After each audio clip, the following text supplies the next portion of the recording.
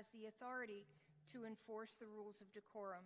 Speakers or audience members who intentionally disrupt the meeting or ridicule other speakers will be given a warning, and if unheeded, they will be removed from the meeting. That person or persons will be suspended from in-person participation for the next 3 months. In order to preserve their right to free speech, they may attend virtually by Zoom, by phone, or they may submit comments via email. Speakers must be signed up to speak by 6.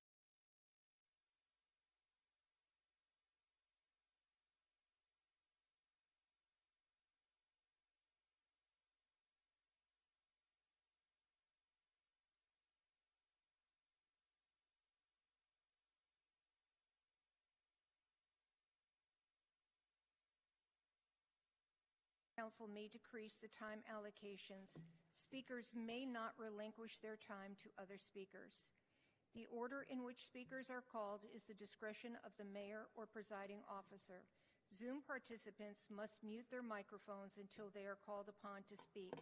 By statute, council members must vote on all items unless there is a direct financial interest or if a council member sits on a board of an item under consideration. All votes will be moved and seconded. The mayor or presiding officer will announce the vote total. We do have a consent agenda, items G1 through G13, which are a grouping of agenda items that are voted on with one single vote to expedite what are believed to be routine and non-controversial items. Any council member may withdraw an item from the consent agenda due to a conflict of interest or for the purpose of voting no. Items removed from the consent agenda for discussion will be placed on the February 20th City Council business agenda. This meeting does include closed captioning. Depending on the length of tonight's meeting, we may take a short recess around 7:30. Now is the time for ceremonial and presentation items. Item E1 is a resolution to celebrate the life of James D. Page, turning 100 years old. Mrs. Hightower? Thank you, Madam Mayor. I'm honored to do this resolution for Mr. Page. I don't know if he made it, not sure, but I celebrated his birthday with him on Sunday, his actual 100th birthday. And let me tell you, if you only can see what 100 looks like, man, I tell you what, I hope I get there and have as much spunk as he's got, because he really is, I'll tell you, a character, but a sweet man. Resolution to celebrate the life of James D. Page turning 100 years of age. Whereas on February 4, 2024, the community celebrated James D. Page turning the inspiring age of 100, one of the longest living residents in District 1. Whereas Mr. Page was born in Vandalia, Georgia in 1924, and at the age of 25, he enlisted in the Army, was deployed overseas to Japan, England, and France during World War II, where his company built bridges, roads, and landing fields for aircrafts to get to and from different locations, and he ended his military services ranked as private first class. Whereas his journey led him to Greensboro, North Carolina, where he worked at Hennis Freight Line in Winston-Salem until retirement. Whereas Mr. Page joined Shiloh Baptist Church over 70 years ago. During that time, he played an active role in the church, including deacon, Sunday school teacher, and sang in 3 choirs. Whereas Mr. Page enjoys spending time with his family, playing golf and bowling, where he competed and won several trophies from these activities and is known as a beacon of wisdom in the community. Whereas he's never met a stranger, is always prepared with a joke, and represents a living testament to a fully lived life and a history to cherish. And now, therefore, be it resolved by the City Council of the City of Greensboro that the City Council wishes to express a sense of joy in celebrating this incredible milestone of 100 years of life. Let this resolution honor your journey and the legacy you've created for generations to come.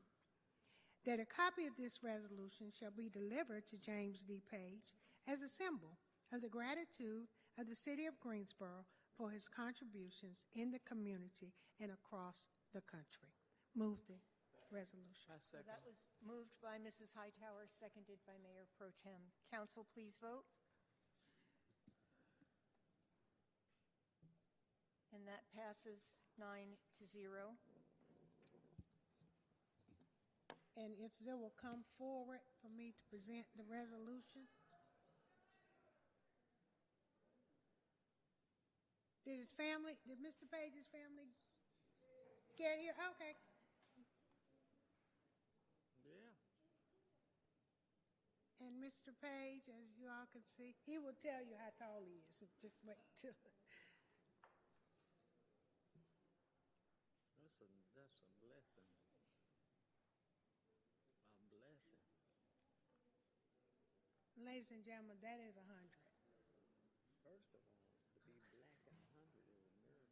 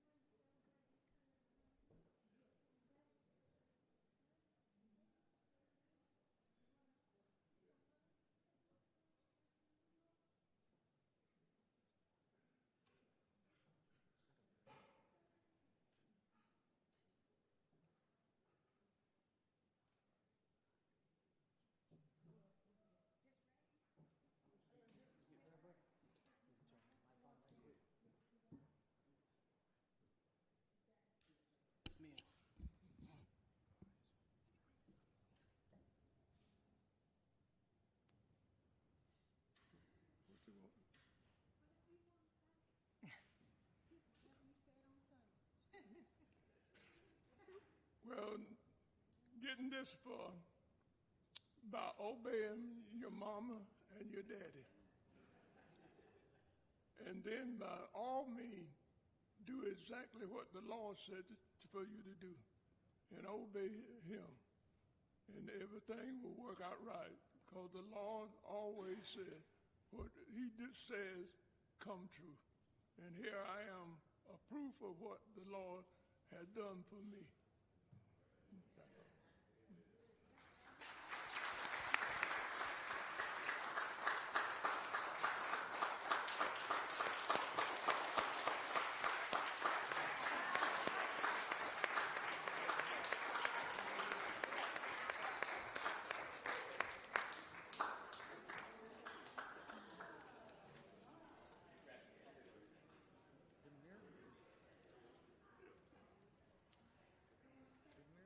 Be black and get to be 100.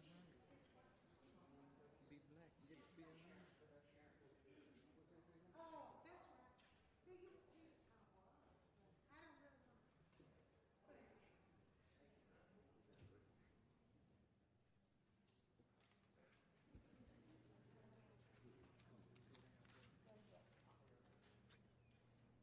I just have to tell you, he is such an inspiration. I mean, Yes, that's it. Yes. On behalf of the family, I just want to say that we are truly blessed and happy that my father has lived this long to live a life like he has done with God and the blessings. And we love him, and God continue to bless him. Thank you.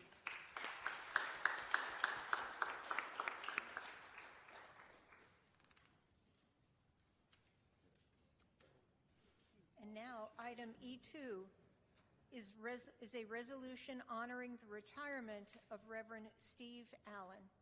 Mrs. Hightower? Well, I will say it's Shiloh night tonight. Yes. Going to be a little Providence in there, too.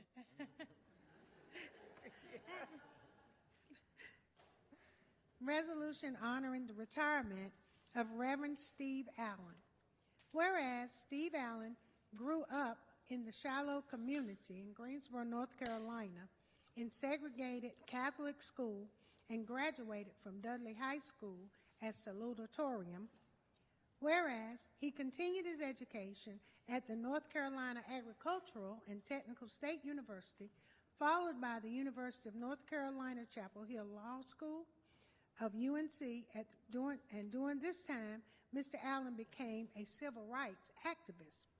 Whereas upon graduation from UNC in 1978, he worked as a research assistant for the first African American judge on the North Carolina Court of Appeals.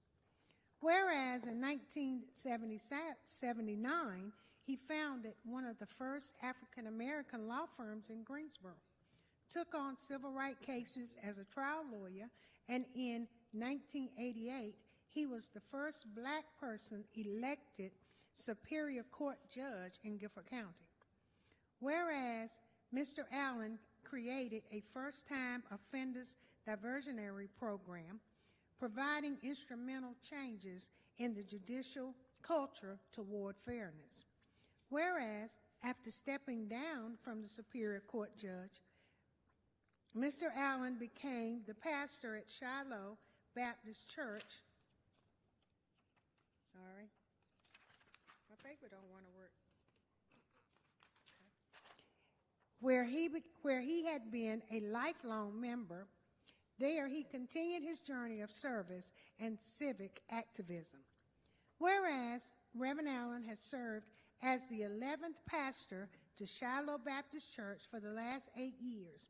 He shepherded the congregation through times of joyous milestones and offered solace in times of grief.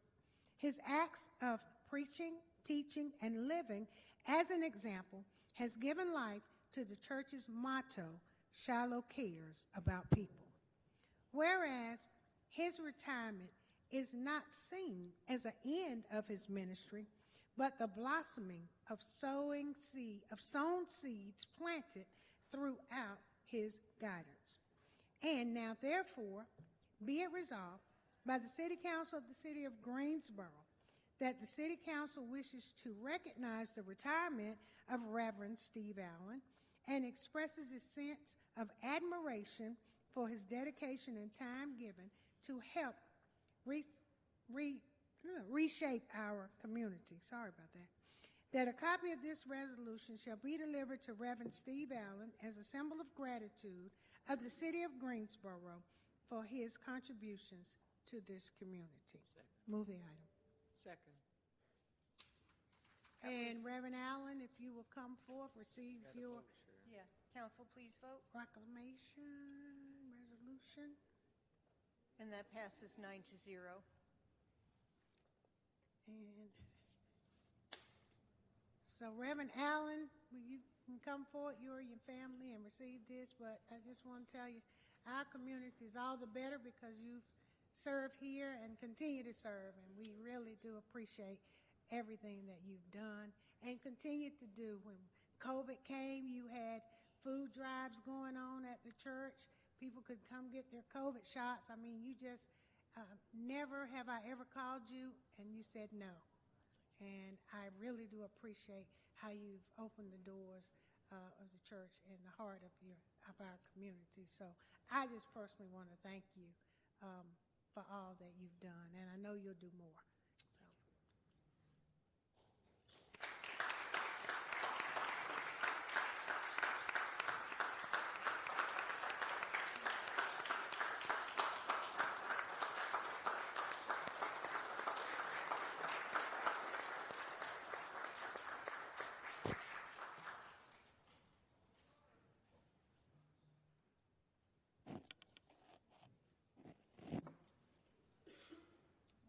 We have a lot of good people who are retiring, and that's kind of sad because they have really been the moral compass of Greensboro for a long time.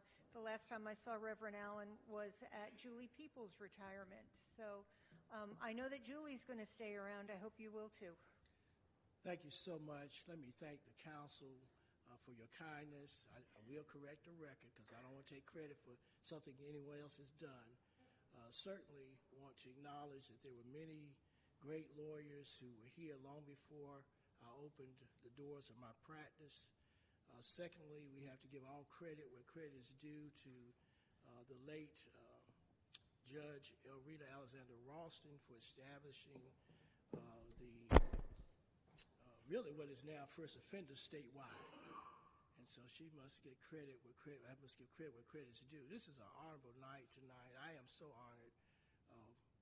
You're going to be next honoring Justice Fry, but Deacon Page was my Sunday school teacher at Shiloh Baptist Church, and I've had the pleasure of being, whatever I am, you know, if I did anything good, it's because, well, he's one of the persons responsible. Anything I've done bad, he's not responsible.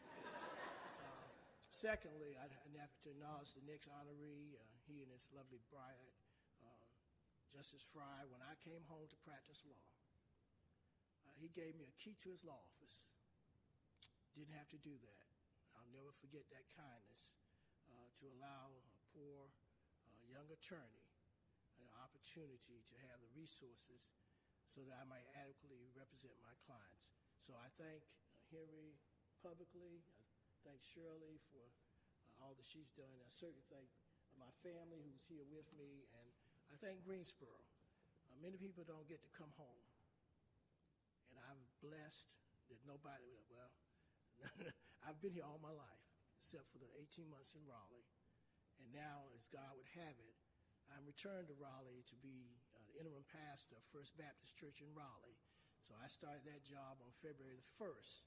So my retirement was probably, the ink didn't get dry, but I'm still here. God bless you.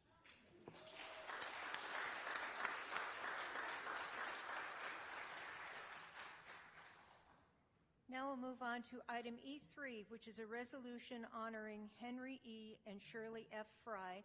And the Mayor Pro Tem and I are going to do a little duet, I think. You can start. We're not going to sing, but we're going to read. A resolution to honor the installation of Chief Justice Henry E. and Shirley T. Fry sculpture. Whereas on July 18th, 2023, the City Council voted unanimously in favor of memorializing longtime community advocates Justice Henry E. and Shirley T. Fry. Whereas Mr. and Mrs. Fry have resided in Greensboro over the last 70 years. Mr. Henry was born in Ellerbe, North Carolina on August 1st, 1932, where he farmed tobacco and cotton on the family farm. Whereas Mrs. Fry was born in Fairmount, North Carolina on October 12, 1932, relocated to Greensboro during her teens and worked as a waitress. Whereas Mr. Fry graduated from Ellerbe Colored High School, and upon completion, he relocated to Greensboro, where he attended North Carolina Agricultural and Technical State University, NCA&T. Whereas Mrs. Fry also enrolled at North Carolina A&T, graduated with honors, and thereafter pursued a master's degree from Syracuse University. Whereas during Mr. Fry's tenure at NCA&T, he became involved in the Air Force Reserve Officers Training Corps and student government. Whereas after Mrs. Fry obtained her master's, she served as president of the Greensboro Young Women's Christian Association and held Human Relations Advisory Committee chair position, now known as the Human Rights Advisory Commission. Whereas Mr. Fry enlisted into the Air Force and became a United States Air Force captain serving in Korea and Japan. Whereas Mrs. Fry went on to serve as a special education coordinator for Bennett College for 4 years and later worked with the Greensboro's directional program. Whereas Mr. Fry, following his return from the Air Force, met challenges to vote. This experience inspired him to become a lawyer and focus on law at the University of North Carolina Law. He was the first African American to enter UNC Law School as a first-year student Upon completion, he graduated and passed the bar. Mr. Fry proceeded to open his own law practice in Greensboro, whereas Mr. Fry embarked on a political career, and in 1963, he became the first African-American Assistant United States District Attorney, one of the first African-Americans to hold such position in the South, and later Mr. Fry became the first African-American elected to the North Carolina General Assembly in the 20th century. Whereas Mrs. Fry worked in various education and community positions from 1953 to 2007, including a second grade teacher and an exceptional children's teacher in Greensboro Public Schools, Assistant Vice Chancellor of Development and University Relations, and Assistant Director of University Foundation at North Carolina A&T State University. Whereas Mr. Fry was sworn in the North Carolina House of Representatives in 1969, contributed to the elimination of Jim Crow from North Carolina law, and was elected to the state Senate from 1981 to 82. During that time, he also instructed at the North Carolina Central University Law School. Whereas North Carolina Supreme Court appointed Mr. Fry as an Associate Justice, again as the first African American in North Carolina history, was elected in 1984 and re-elected in 1992, where he was appointed to the state's highest judicial post as Chief Justice. Whereas Mrs. Fry served as an officer in the Sir Walter Cabinet, served on the boards of visitors for advisory boards of Guilford College, Greensboro College, Wake Forest University, Court Watch of North Carolina, North Carolina Humanities Council, Kids Voting and Reading Connections, was Vice President and member of the Greater Greensboro United Way, and most recently served as the Vice President of Community Relations for WFMY News 2. Whereas Mr. Fry served organizations including Alpha Kappa Mu Honorary Society and organized and served as president of the Greensboro National Bank, the first Greensboro African-American-owned bank. Whereas the YWCA Greensboro honored longtime leader Mrs. Fry with the permanent naming of their newly renovated building in 2016, followed in 2017 with her receiving the distinguished honor of Woman of the Year. Whereas Mr. Fry was recognized and awarded with several honors, including the North Carolina Award for Public Service in 2007, an honorary co-chair of the U.S. Senate campaign of Kenneth Lewis, named chairman of the North Carolina Institute of Political Leadership in 2013, awarded the General Alumni Association with Distinguished Service Medal in 2014, and had a bridge named in his honor in 2018. Whereas both Mr. and Mrs. Fry have become true trailblazers throughout Greensboro, with their influence shaping our political nation, and now therefore be it resolved by the City Council of the City of Greensboro that in recognition of Justice Henry E. and Shirley T. Fry, this resolution and dedicated sculpture represents appreciation for their hard work, for they have indented their footprints, giving a lasting impression that can be seen not only in our community, but nationwide. That a copy of this resolution shall be delivered to the family of Justice Henry E. and Shirley T. Fry to showcase the appreciation of the City of Greensboro. Moved by Mayor Pro Tem. I move it. And seconded by me. Council, please vote.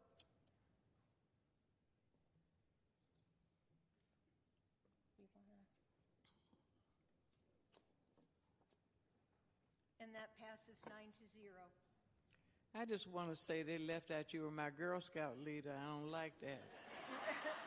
Well, and I wanted to say we had to leave a lot of things out or we'd be here all night.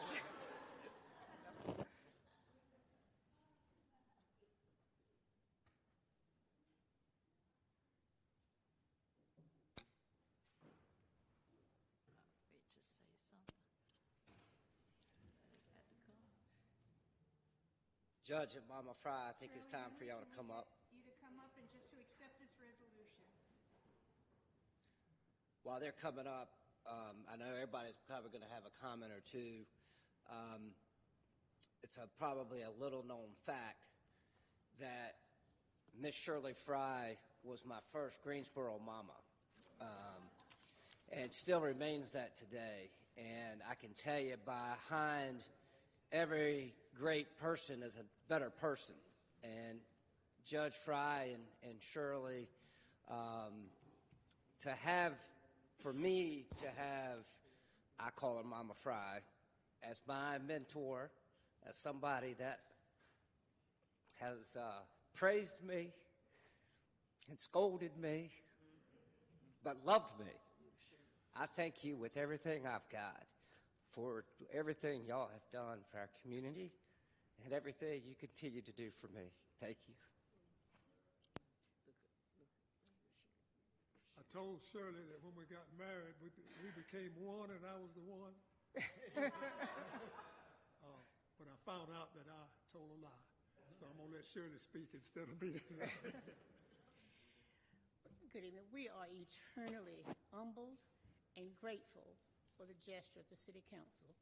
Whatever we have done, it was because God placed us on this earth to serve and not to be served.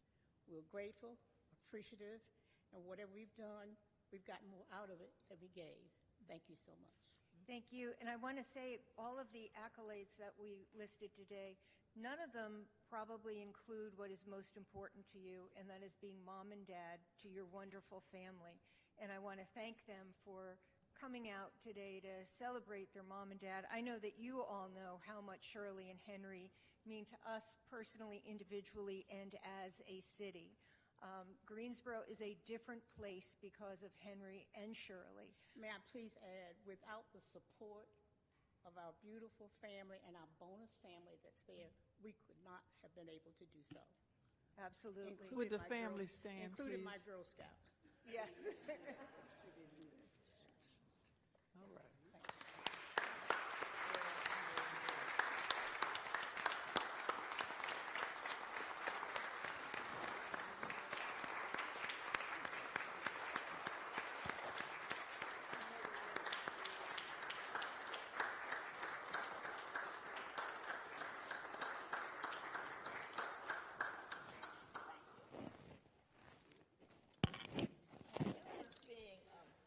This being February, it's Black History Month, and what a better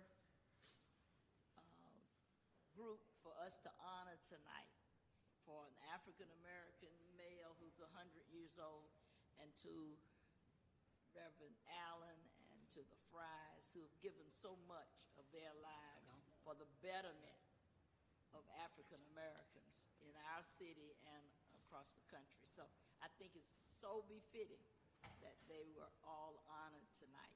So we're proud of it. Thank you for all you've done. And I want to echo, Goldie, you're absolutely right. What a way to start off Black History Month with our local people that are still making history. They have not stopped making history. And this city is honored and blessed to have them. But even greater, District 1. They all live in District 1. Slid it right in. Slid it right in. I want to tell you, they all do. And so District 1 doesn't often get the credit that it deserves. But it actually probably has some of the more prominent, important people. While all people are important, certainly Mr. Page being 100 is awe-inspiring to me, Reverend Allen, and the Fries. I initially moved in a neighborhood across the street from their son, and so I know how family-oriented they are. And a little known secret that Ms. Fry just found out about recently, we are actually from the same area down east. So we actually, she a little bit more than me, but still. We have that hometown flavor, and so I appreciate them both doing the great work that they've done for our community. and thank them. And know the statue is one thing, but having them in real life is much more important. Thank you. And I don't think there's one person in Greensboro that doesn't know Henry and Shirley Fry. And there's not one without the other. They come as a package. And they are just the most, I want to say, neighborly people I know, because they always make you feel like you live right next door to them, and they see you every day, and they talk to you like they just saw you 30 minutes ago. And they never forget. They never forget kind of what you're doing or anything like that. And I know there are probably 100 more things that could have been said about you two, but you all are just, what makes Greensboro so special are people like Henry and Shirley Fry. So thank you. I agree, Madam Mayor. If I could say that to Henry and Shirley, our community is indebted to you. You've heard already tonight that you're the mom and dad of many of us here on council, many of us here in this community.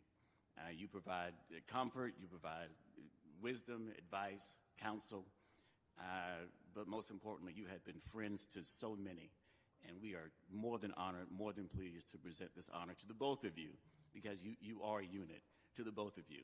And Henry, it has nothing to do with that crimson jacket that you're wearing, that we happen to share the same fraternity.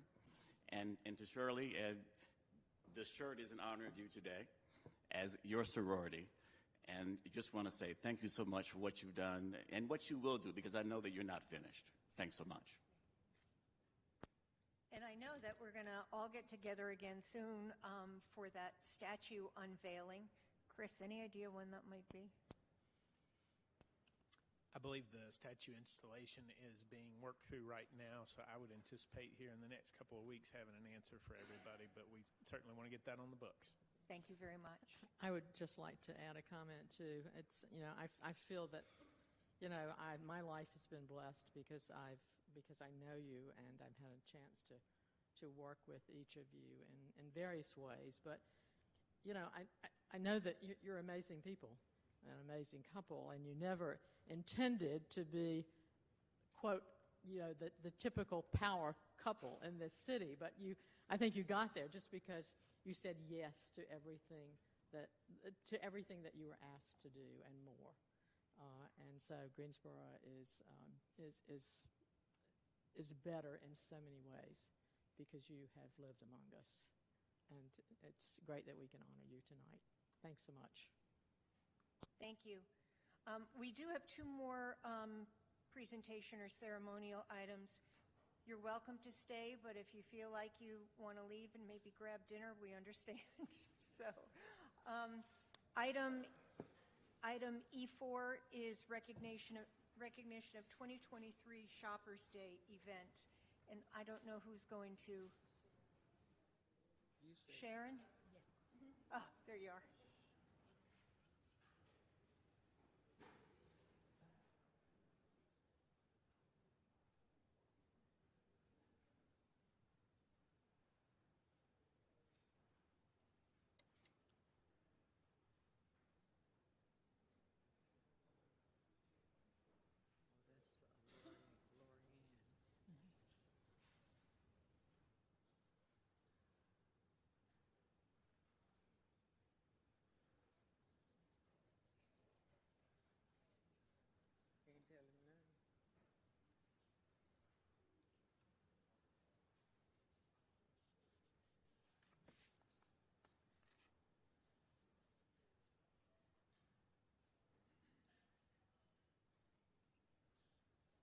One thing I'll say while they're setting up the next item is that I know we had talked earlier in the year that we wanted to recognize people while they were still here among us so that they would know how much we appreciate what they did and how much we love them. And I think that was reflected in the resolutions today. Okay, I guess it's my turn. Well, Madam Mayor and City Council members, thank you for allowing me to come and speak. I'm Sharon Williams, so I was one of the coordinators this year for the 38th Annual Shoppers Day event on behalf of the Greensboro Mayor's Committee for Persons with Disabilities. So I can talk a little bit about it, but it's better for you to see a video. So we have a video prepared so you can really see what a great celebration that Greensboro puts on.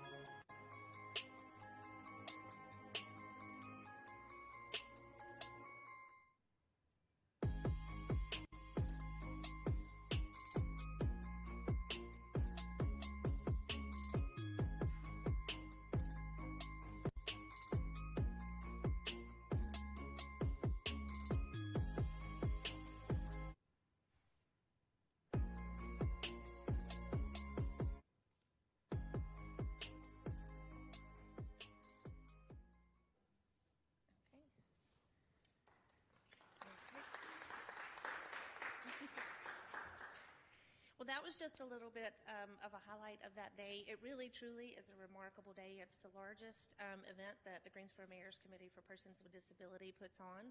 This was our 38th year, and this year was one of the largest. We had over 1,000 shoppers with disability that were registered ahead of time, and the Mayor's Committee was only going to be able to fund right around 700. So luckily, our committee members really went out, and we had some key people in the community who held fundraisers for us, and we were well over, we were able to give each shopper $10. So a little over 900 we were actually able to fund. So we were really, really excited about that. And just want to say thank you to Paul and Stephanie Damiano. They are really, truly remarkable. They raised over $7,000 themselves to be able to help us be able to give each shopper $10 each. And really excited that the City of Greensboro was behind that as well. We had so many city employees that come out to volunteer for this event. So it really, truly is a remarkable day. So I know Mary Kay was out there and got her little dance on that day. And Hugh, thank you for kicking it off for us this year. So thank you. Thank you. It looked like it was an amazing day, and everybody had so much fun, and thank you for your hard work. Thank you. Yeah, it's truly a remarkable day just to be able to break down those barriers. Our local high schools come out to volunteer, and really it creates a lot of friendships, and like I said, breaks down a lot of those barriers in the community. So excited. Mark it for your calendar for December 5th this coming year. It was really great, Shannon. Thanks to everyone who played a part in organizing all of that. I know that Donna Gray, whom we all know, was there assisting as well, and so many people that, all of the high school students, all of the volunteers, everybody volunteering their time, and the smiles on the people's faces who got to do their shopping. That is priceless. If you ever need a reality check, go to Shoppers Day and see how happy people can be. They may be able a different way than we are, but they are certainly glad to be part of being able to shop and have fun. So it's just great. Thank you so much. Thank you. Yes, and I'll say absolutely. It was a phenomenal day. Thank you to the organizers. Thank you to the many, many, many volunteers. And it really wasn't about the quantity of shopping. It was about the quality of shopping and to see the smiles on each and every face of those who attended. And also to have a little dance. I know Mary Kay and I were out there cutting the rug a little bit with them. And it was just a wonderful day. And yes, December 5th, we're looking forward to coming back to visit with you. Well, great. Yeah, and Four Seasons really allows us to come in that day and really just kind of take over the mall. So it's a great time for everybody to celebrate their own ability and showcase their talents. So thank you. Thank you. Now we will move on to item E5, which is the city manager's report. Good evening, Mayor and Council. I know we have two presenters on the Zoom call who are going to present to you tonight update on Regency Inn. I know that recently there have been questions about the status of Regency Inn and the timing for delivery. So I thought it best to have Step Up's leader as well as their developer, Brian Vetter of Slate, to come before Council today and provide information to you about the path forward for developing the project. Initially, when the city acquired this site, the plan was to develop it into a 58 permanent supportive housing units. But from the beginning of this process, we have worked with both Step Up and its developer, Slate, in discussions about this approach. I don't know if you remember, but about a year and a half ago, Slate was here together with Step Up to tour this site with city staff. In December of last year, Step Up secured 60 Greensboro Housing Authority vouchers to develop the site as intended. The deal was supposed to have been closed in January. However, outstanding environmental issues and subsequent discoveries about the structural integrity of the building has created some delay and caused the developer Slate to come up with a different approach to delivering the project while also meeting the city's goals for affordable housing. When Step Up and Slate presented this approach to myself and Assistant City Manager Nasha McCray, as well as our Director of Housing, Michelle Kennedy, a couple of weeks ago, we thought it best to bring it to Council first before we can even have any response for them as to the best direction to go. We did meet with the district representative, Dr. Wells, to share this approach.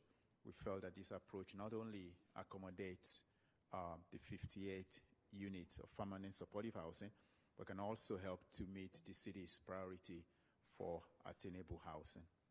However, before we can go forward on the suggested, or at least proposed approach that Regency Inn, that Step Up and Slate have come up with, I felt it was important to present this to you for your direction before we can enter into conversations with them regarding this.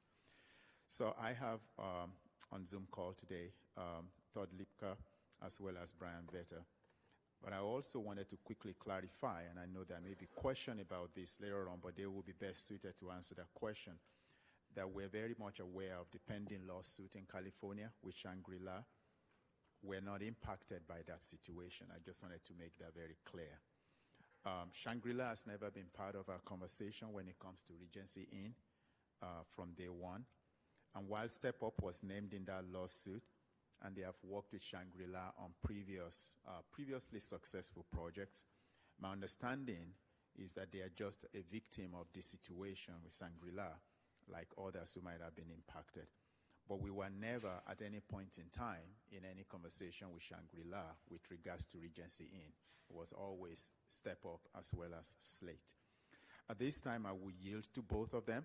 I've asked them to speak for just a few minutes, understanding we have a long agenda, but to also give Council the opportunity to ask questions and to weigh in on some of the proposals that they have. So Todd and Brian, I will yield to you, and after your brief presentation, we can yield back to the Mayor to entertain Council questions. Thank you. Thank you so much, Taiwo. And Mayor and City Council members, I'm Todd Lipka. I'm the CEO for Step Up, and thank you so much for the opportunity to be here tonight. David Schwartz, the CEO of Slate Property Group, and I I had the pleasure of being in Greensboro, as Tyler said, about a year and a half ago, to first look at the Regency Motel. Just by way of very brief understanding, Step Up is a 40-year-old nonprofit focusing on chronically homeless individuals. We've housed thousands of people over the years, and we specialize in motel conversions because we want to get people housed as quickly as possible. Hold on one second.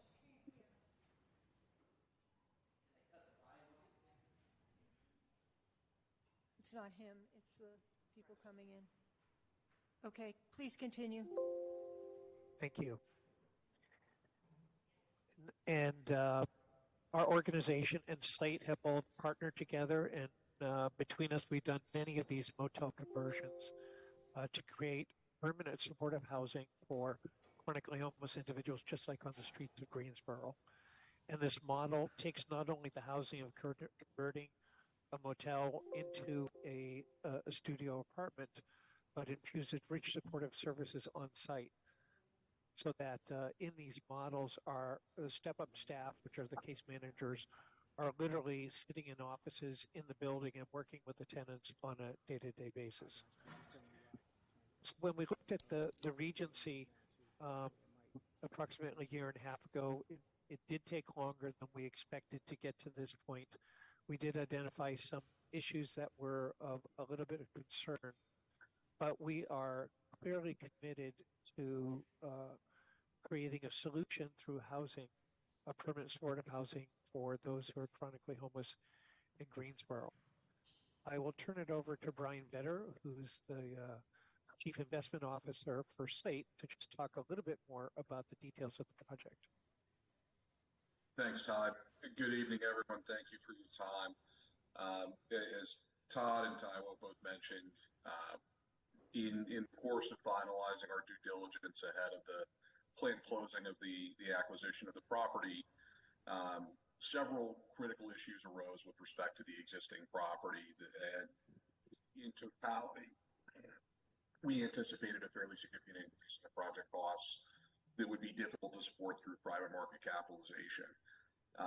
In approaching Michelle and Taiwo to talk about this, anytime we have a scenario where we have a hiccup in a project, we want to take a step back and consider how we can accomplish our initial commitment and how also can we take that as an opportunity to deliver on our greater mission, which is, of course, to provide the permanent supportive housing units here, but also to provide additional affordable housing to communities that need it. And so, as you all are likely familiar with the site, it's a very large property, a little over 5 acres, and we began to discuss the viability and possibility of a larger overall development. So I believe some materials have been shown ahead.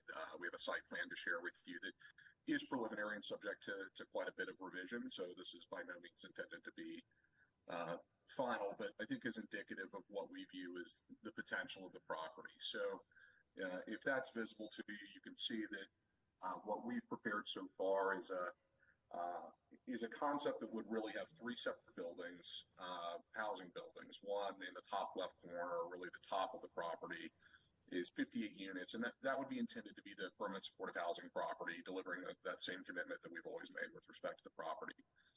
Then you'll see next to it is a 42-unit building, and at the bottom of the page, a 101-unit building. And the intention would be to explore delivering those as affordable housing if at all possible. We're continuing our feasibility studies now, but really want to consider and explore the ability to deliver some additional density of housing units here in order to help make the overall project more economically viable.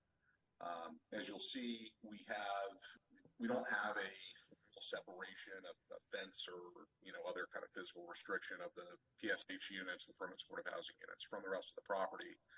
And that's something that we've discussed that feel it's important as part of the overall course of providing support to the individuals who will be housed in the property, to be part of a community and not be ostracized or excluded, while at the same time respecting the security needs and safety of the residents in the other 2 buildings.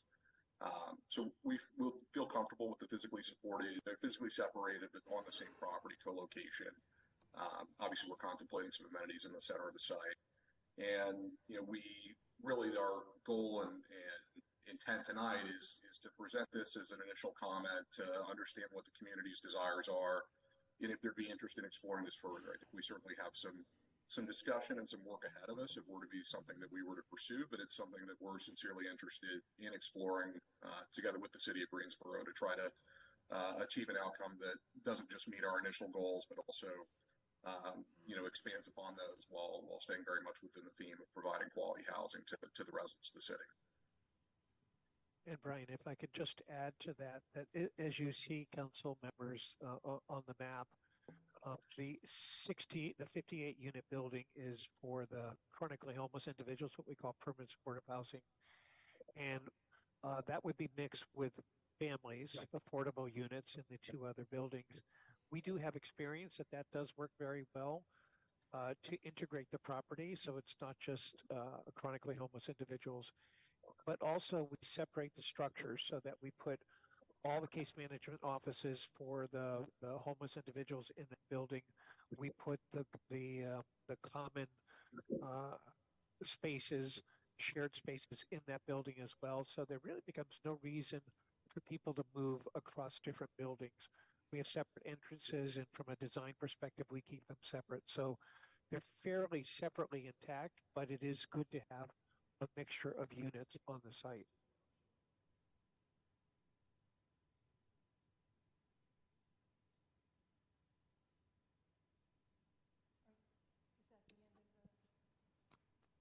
Council questions, comments? So I have a question. I'm sure Zach has a lot of questions.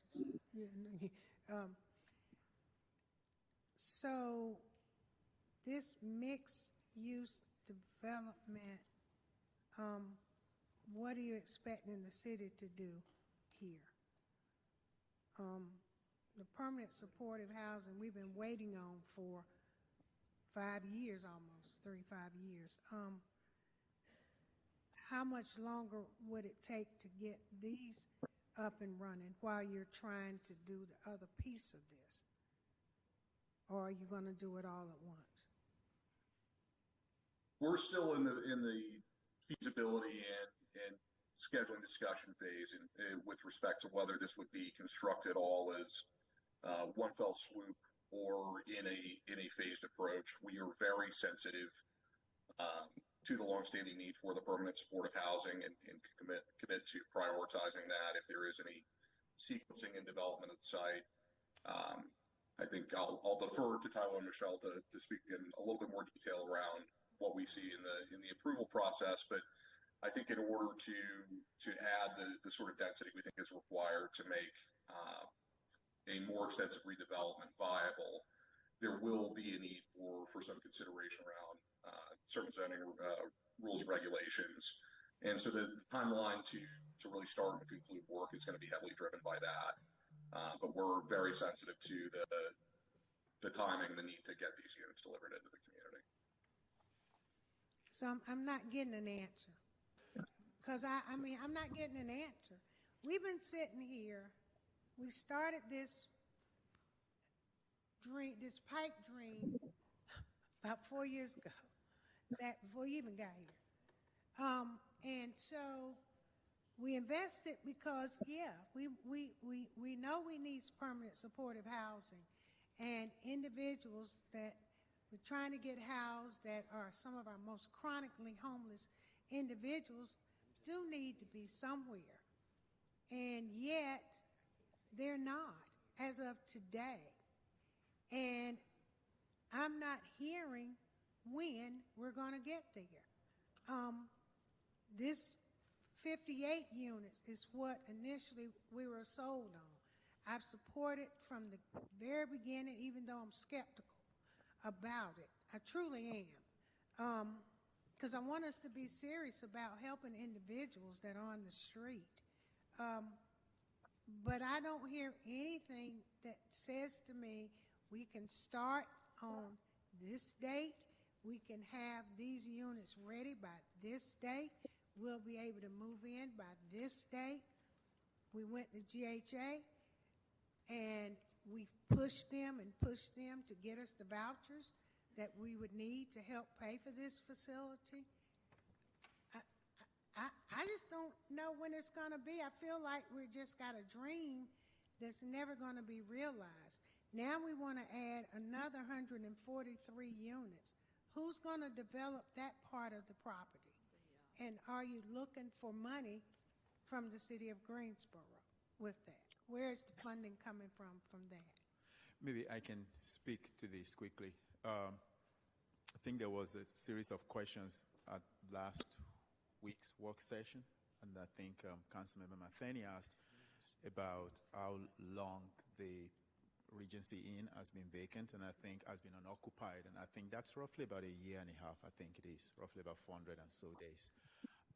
While we know that that's not a preference, the understanding is that because of where the market is right now, if the project was to solely be built on 58 units of permanent supportive housing, you're looking no longer at less than $70,000 a unit, but probably almost $100,000 a unit, which means the financials will not work. In order for the developer to make it work, that's why they're proposing that not just have 58 units of permanent supportive housing on the site, but also meet the city's affordable housing goals. Because some underground environmental work has been discovered after some additional work, as well as structural integrity of the building itself, which means it's no longer just something we rehab or remodel, but something that we will have to take down completely in order to be able to build those 58 units, as well as the affordable housing units. The question in terms of timing, what I offer to the consultant is, let's spend today at least get some type of direction from council if this is a proposal that you want to go with. If it is, I can come back to council in another week or two and lay out for you a timeline as to when do we get the 58 units online based on conversations with them, and then what does the phased development look like for the remaining affordable housing units. But the conversation with them is that the 58 units have to go first. What has delayed closing, obviously, is the underground storage tanks that were discovered on the site, which definitely needs to be further explored. And I believe that that's what Brian was referring to. And that was my final question. Was the environmental issue and the underground tank, and what's going to stop something else from being found, and another delay and another delay. I mean, let's be honest. Land in East Greensboro is contaminated. 90% of it is contaminated. There's something somewhere, an environmental issue, whether it's in Bingham Park or Hampton Elementary School, White Street Landfill. I mean, Barbara, the land over here on this side of the world is contaminated anyway. So what are we going to do to remediate that, to be able to get some of this done? Because I serve on a homeless task force, and they're looking to want to know why you keep serving on it if you're not making any kind of progress. And it just seemed like to me, 58 units, somehow we should have done something by now. We can't even use it for white flag. It just seems like we've been sold on a promise and it's not being delivered. And I'm just very concerned about this. It needs to wrap up quickly, one way or the other. I'm sorry. Zach and then Dr. Wells. You go.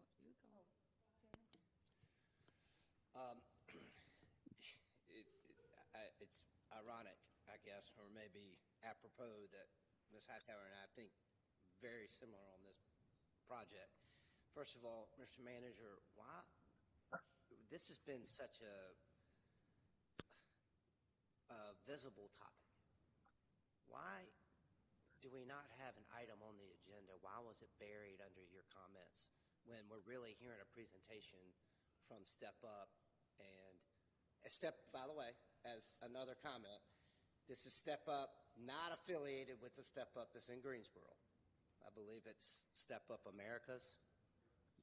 If I could see Todd, he could clarify that, but there was significant concern over the folks that run a reputable organization here in town. Why did it not have its own agenda item so that people could see that Step Up and Slate were going to be presenting? Yeah, this wasn't buried. I think this is one of the reasons for a city manager's report. But it's not a city manager report. We're getting a presentation from Slate and Step Up.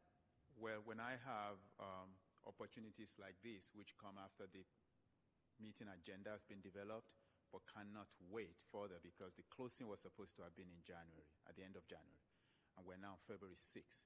But Ms. Kennedy stated publicly on January 25th at our work session that, and Ms. Thurm appropriately said, hold all comments until February 6th. So we knew January 25th that Step Up and Slate were going to present to us. So why would it not have been public? It's neither here nor there. It wasn't, and I think that's disappointing because it was stated so prevalently on the 25th. I'll move on. I won't belabor that.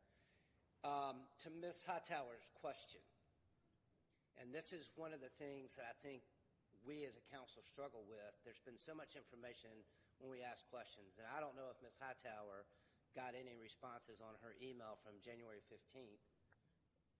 You sent a litany of questions that were valid that I've looked, and I haven't seen you gotten a response. One of the things, and I was accused earlier today of giving information about something else, the reason why I send y'all emails is so y'all know exactly what I'm thinking.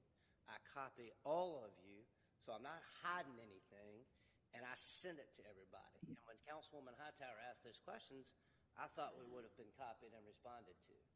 I didn't get responses to questions I had from January 25th until earlier today.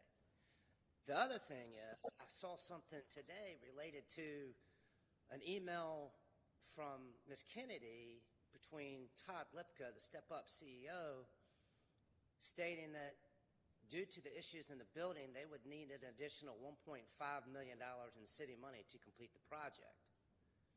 So Ms. Hightower just said, are you asking for more money? But that's why I quickly indicated that if we were going to go strictly with the 58 permanent supportive housing units, the numbers that you were presented with about a year and a half ago is no longer the same number, which means if they were to go with that strictly, not only because of structural integrity and environmental issues that have been found, they will have to come back to the city for funding.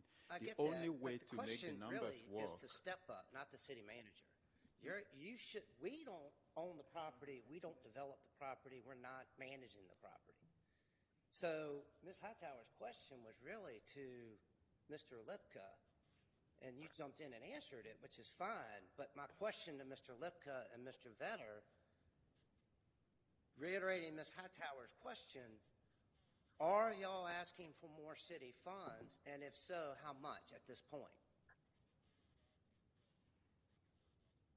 So the reason we're approaching with the plan or the proposal to add additional density is to try to minimize or avoid asking for additional city funds. We would require additional funding to renovate the existing structures because they are so old and compromised, and that's really the information that was turned up in January. We are, and I appreciate this won't be an answer that satisfies you, but it's the truth. We are still in the process of evaluating the feasibility of the larger development. The intention is to avoid, to the maximum extent possible, coming back and asking for additional money from the city in the form of subsidy. It will be a conversation that will be driven by the mix of affordability and density on the site. What's your time frame, again, to Mrs. Hightower's point, what's your time frame on that? Because I just heard the manager say a second ago, and we've talked about this, that y'all were on site a year and a half ago. So what's your timeline on that? Are we going to wait another year and a half? Do you have a timeline on when you're going to decide that? Is Mr. Manager's comment in 2 weeks you're going to know? I think in the next few weeks we can have a much better idea of what the schedule is going to look like and what the overall financial picture of the project looks like. It's something we've been working on diligently for the last couple of weeks to prepare for this, and we're continuing to work very hard on it. And I think that's the concern, because 2 weeks ago we were told, wait 2 weeks and you'll have the answers you want. And in an email from Ms. Kennedy to from Ms. Blue to Ms. Kennedy, that there's no surprises there. Could have told him that 9 months ago that he wasn't looking closely enough at which he was supposed to close this thing. So these are, I didn't even know these emails existed. I haven't done a PERT request. I never have done. But I'm sitting here like, we're kicking the can down the road, and in a couple more. You ever seen the movie called The Money Pit? It's with Tom Hanks. It's kind of a funny movie. They said, when are you going to finish the building? 2 weeks. 2 weeks. Be done in 2 weeks. I think to Ms. Hightower's point, I'm kind of tired of waiting on 2 weeks. And I'm shocked, and I wasn't here, but I'm shocked that the city allocated $3+ million on a property that we're just now finding out had environmental issues.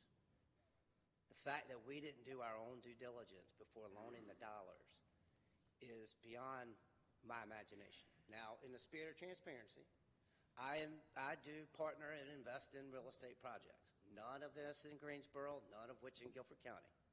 But I've got one in Wilmington. It didn't take me 3.5 years to figure out how to build it. So the fact that we keep pushing it down the road, folks, by the way, let's just go ahead and skip to the county. Mr. Alston, have we talked to him lately? Because it's my understanding on January 18th, he asked staff to remove the item from the county commissioner's January 18th agenda. So is the county still considering partnering with us? And do we need them to partner to do anything with the building? As far as I know, the county is still partnering with us. They haven't changed their mind. The only reason But they did take it off their agenda. they took it off a work session agenda, not a commission meeting. It was a work session. Mr. Litka,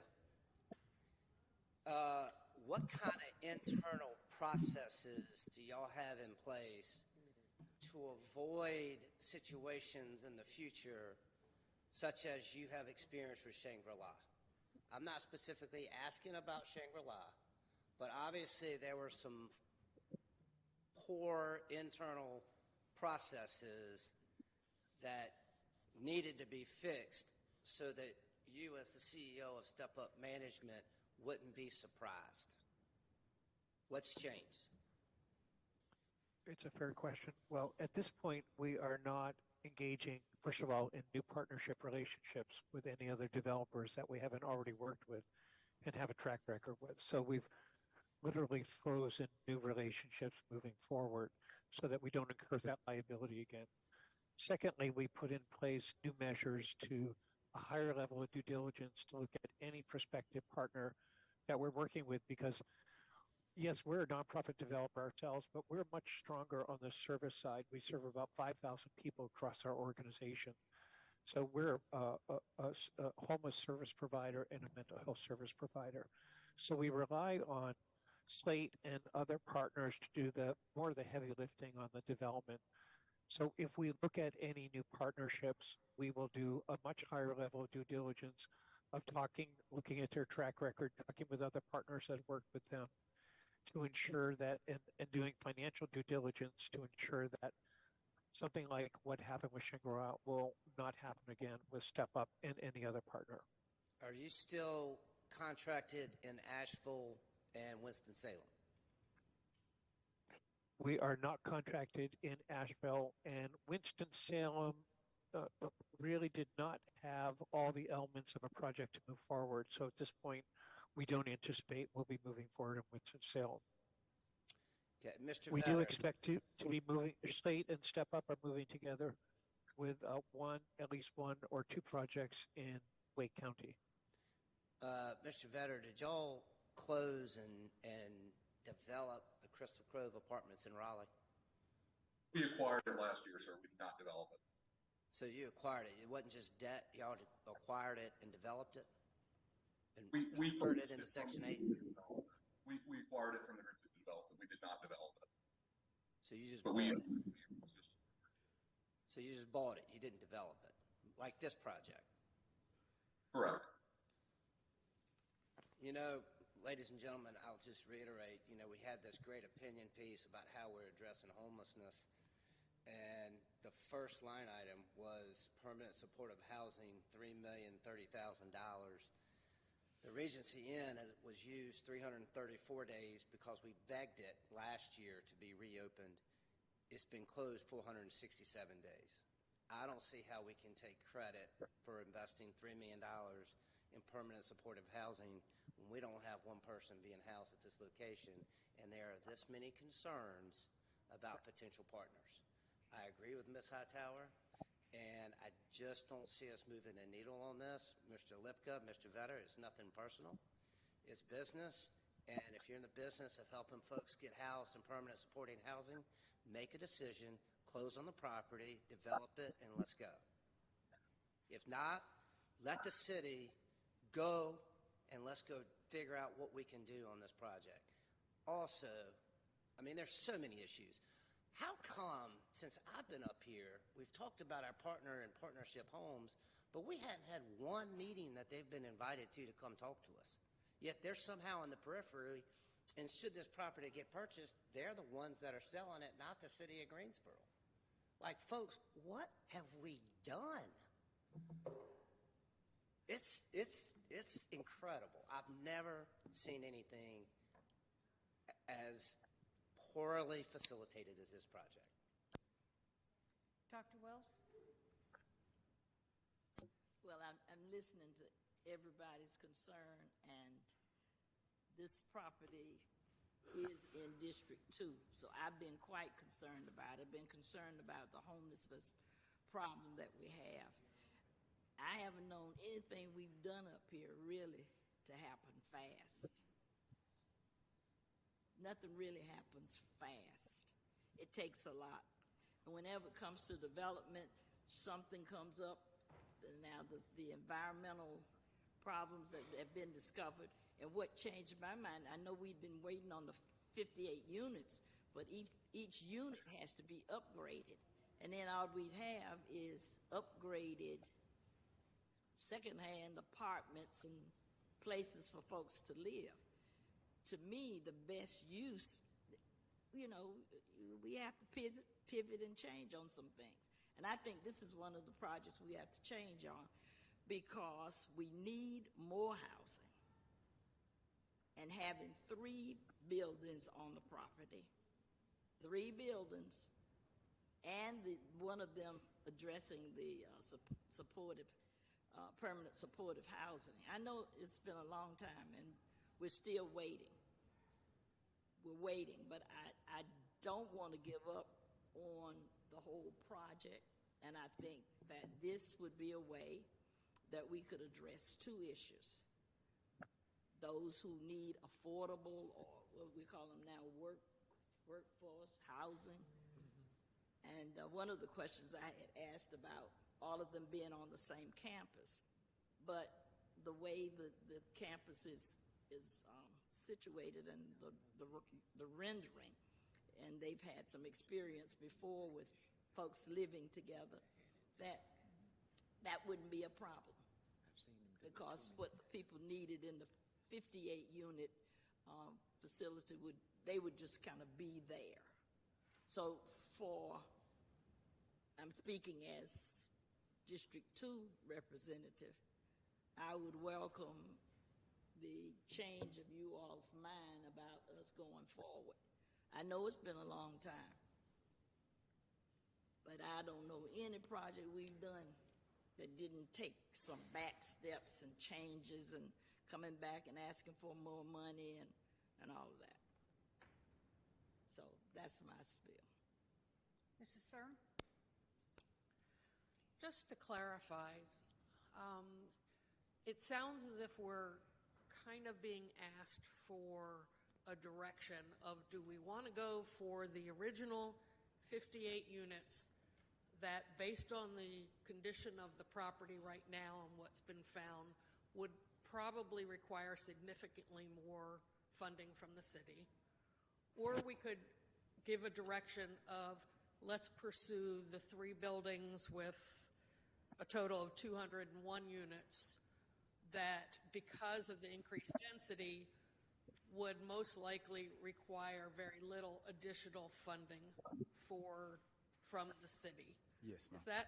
Mm-hmm. Okay, so yes. Just to clarify, so we're all on the same page, that's kind of a direction. The plan has been all along for just the 58 units. Yes. And my understanding is once they started pricing out the actual rehab on the 58 units, when they saw the condition the building is in, it was like, whoa, wait a minute, these numbers don't work.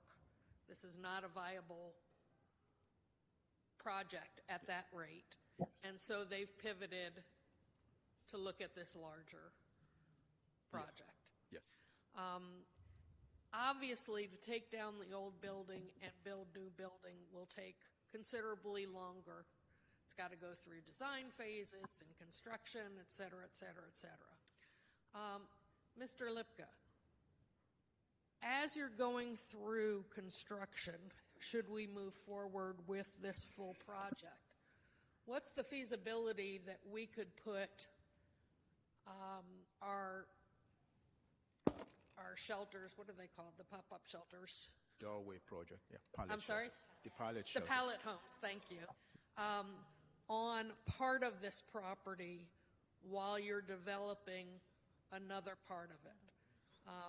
I certainly would like to look at this in terms of, rather than not having any shelter on that property, if it would be feasible that we could have, a home for pallet homes for a period of time, maybe the peak of the summer and the peak of the winter months, and put our pallet homes there during that time and at least get some benefit for our residents that are experiencing homelessness during the worst parts of the season. And is it possible to build out a schedule when you're looking at construction where we could have that on that property and do something of that sort? I think the problem with that may be we have restroom facilities at Pomona, and you would not have that at. Well, you can get mobile restroom facilities. They're portable, though. Yeah. So that's an option. Well, council member, relative to that plan, I think we would be receptive to utilizing the land in that way, be receptive to working out the logistics of that. Certainly before construction started, once construction started, that may be more complicated because it becomes a construction site with all sort of safety issues. But I think our team would be very receptive to looking at how we could utilize the land for shelter while it's not construction yet. I think that if we should decide to go down this road, which I personally think we should go down this road, I think we need to look at how do we bridge the gap, and how can we make this land useful, and how can we make it productive for the residents and for our homeless community and our homeless neighbors. And that's something that I think is really important, because reality is the heat of summer is going to be here in no time, and my guess is we won't have started construction by the heat of summer, and then winter is close behind, and there's not a whole lot of construction that happens then either. So if we should go forward with this, I think that's something to look at. As far as I'm concerned, we could take ownership back of this property and we could go forward with that. But as far as I'm concerned, we've then squandered, because we still have to find somebody to develop it. We still have to find somebody to administer it. And the key piece, the hardest piece of this whole puzzle, is not building the buildings. It's providing the service after the residents are living there, and providing the service to the homeless population that will be residing there. There are only so many reputable, responsible organizations that can handle this. And that's part of the reason why we went to these folks to begin with. Is this ideal? No. But I don't see us taking back this property. The $3 million we invested in it is going to pay for the services for the first 3 years or thereabout. That's the trade-off. Where else are we going to go? Who else are we going to find? To some extent, I think we have to have some faith in our staff that they have researched who can provide these services for us and to our community. And I think this is a project that needs to move forward. So I would, I would say at this point, nobody's come up with an alternative plan. Has this not worked out well? No, it hasn't worked out well. But nobody's come forward with a new option. Zach, you asked for partnership. Homes is, well, they're holding that asset. So whoever's going to move forward with it, they're going to simply transfer the ownership of the asset. There's not going to be a financial transaction. It is just moving the asset. When you look at what is at the table right now, where we, instead of just the 58 units, we could have an additional 143 on top of the 58 new units. We could go and we could upfit the Regency, but it would always be an upfitted old motel. If Step Up has a way and they've got financing to do this village, I think that is by far the better option. And the fact that it even has an amenity there, a clubhouse and all for low-income and permanent supportive housing, I think is very important because it won't look like low-income or permanent supportive housing. So if the question today is where do we go from here, I think it's a no-brainer to consider this new project. How can we capitalize on the density and put more people? I mean, how many times have we heard the way to fix housing is to build houses? And so, that's what we've been trying to do. It's been hard. Obviously, this hasn't worked. But if now we can parlay that into an additional 143, I think we should, unless there's another plan for that property that nobody's talked about at this point. So I would certainly like Step Up to have the ability to look at the feasibility of putting over 100, 200 new units with amenities on this site where we can get people housed. And especially, I believe it was talked about, did you say, Todd, that there might be some for families? Yes. So it looks like it's hitting the demographics that we really need. So that's all I have to say about it right now. I know Sharon, then Mary Kay.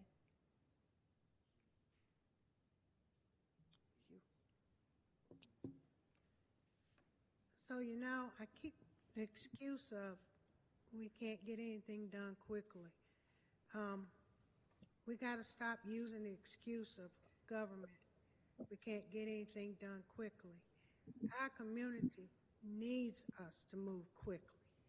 People are houseless. They can't wait. They can't wait and wait while we say, oh, government moves slow. When we've talked about this, well over 5 years ago. I understand the urgency of what we need to be doing, but to just say, well, we move slow, so, we get what we get when we get it. We need to trust staff. But let me tell you, the people in the community, they ain't coming at staff. They coming at us because we are the elected officials, Tammy. We are the elected officials that people voted for to get something done.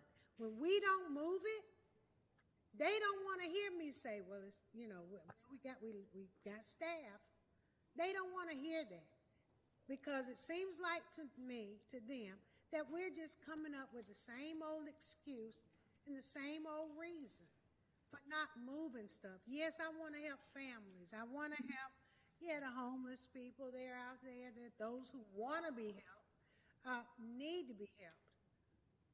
But we shouldn't just pigeonhole ourselves and say, well, this is all we got right now.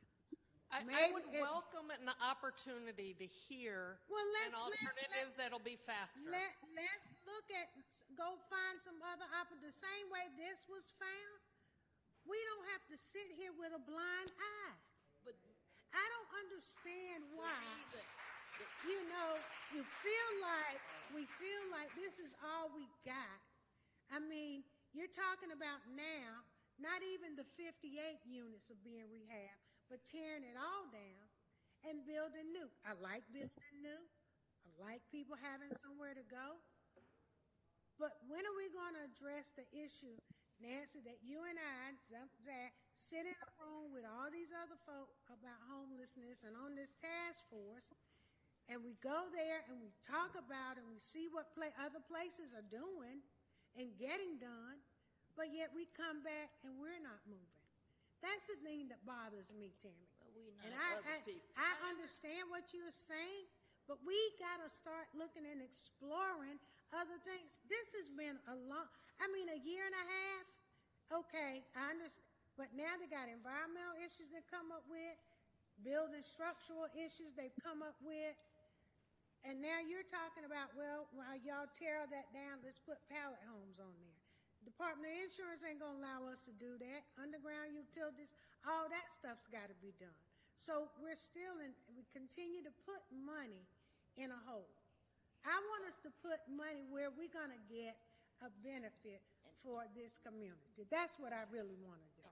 And you brought up the fact that even with the suggestion that Councilwoman Thurm made about, you said the insurance people, those are the kinds of things that keep us from just jumping from one thing to another. That's why it takes us time to get things done. We've got to go through these regulations and that. It sounds good, and people want us to say they're going to do magic, but we can't do it. If you started building today, they wouldn't be able to get into the house right away. So it takes but planning, at least you would be moving it doesn't forward, make good sense at least when you would see be that moving something forward. is not making sense, not to change in your thinking. So let me ask you. That doesn't make sense if you see something is not happening. And to hear Ms. Thurm say, Can I ask my question? Because I don't need you preaching, Golda, today. Right, I'm not in the mood for that. Not today. Not today. Not today. Because we cannot keep on feeling like that. We can't keep feeling like, well, Lord, we gonna get this. Thank you, we'll get this after a while. We can't keep doing that. I'm just saying to you. All right, tell us what you I do. understand. Give us the solution. Well, let's find some solution other than this one. Hey, I'm open. I'm not just saying let's just take the first thing. We took the first thing smoking 5 years ago. We said, okay, we'll do with Partnership Home. How long did that sit before we even found out that wasn't even happening? That wasn't even going. Then we get these folks. Sounds great. Wonderful. Let's go. Let's support them. And what? Didn't have vouchers. Push GHA to get vouchers so they would have way to pay for the units. Okay, we did that. Got them on board. So it seems like to me, we just keep running into a brick wall on every hand. You got 58 units here, 42 units across the way, and now 101. Now you got to tear the hotel down. So now, what do we do about White Flag anymore? What happens in the wintertime? Where do they go? Tammy just brought up heat in the summer, in the winter. Where do people go? What do they do? I would rather us try to rehab these units than to sit here and just because, okay, we support it. Let's say we support it. All right? What's the timeline? We don't know. They're waiting for an answer from us. And you can say a timeline, and then you get there, and it's not fulfilled. So we might as well be honest. We don't know. But I don't think we should go down a road that says a dead end. when there are other alternatives. Mr. City Manager, when did we start with Step Up? Because they were not the original years ago. No. When did we start? How long have we been talking Step Up? So we gave partnership, unless Michelle, you can answer this question better than I do, but I can. But I believe partnership homes, we gave them $3-some million a number of years ago because we never owned it. Right. Okay, so Step Up got involved about a year and a half ago. Right. Right? About a year and a half ago. And I will say this quickly, and I understand the frustration. I get this. But the fact is, we're not the only city that's doing this. And I will actually say that we are miles ahead of other cities that are doing this. I spent 4 years in Charlotte. I understand how many motels were bought by the city that are still not yet online, even as of today. Because it takes one developer, one entity. It takes more than one entity to pull it together. That's why partnership homes might not have been the right partner that we want in this, but the fact of the matter is that they have to do this deal with Step Up, and Step Up is bringing Slade in.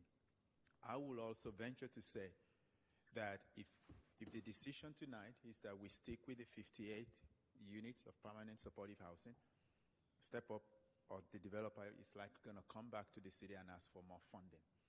And I know that that's not the ideal situation.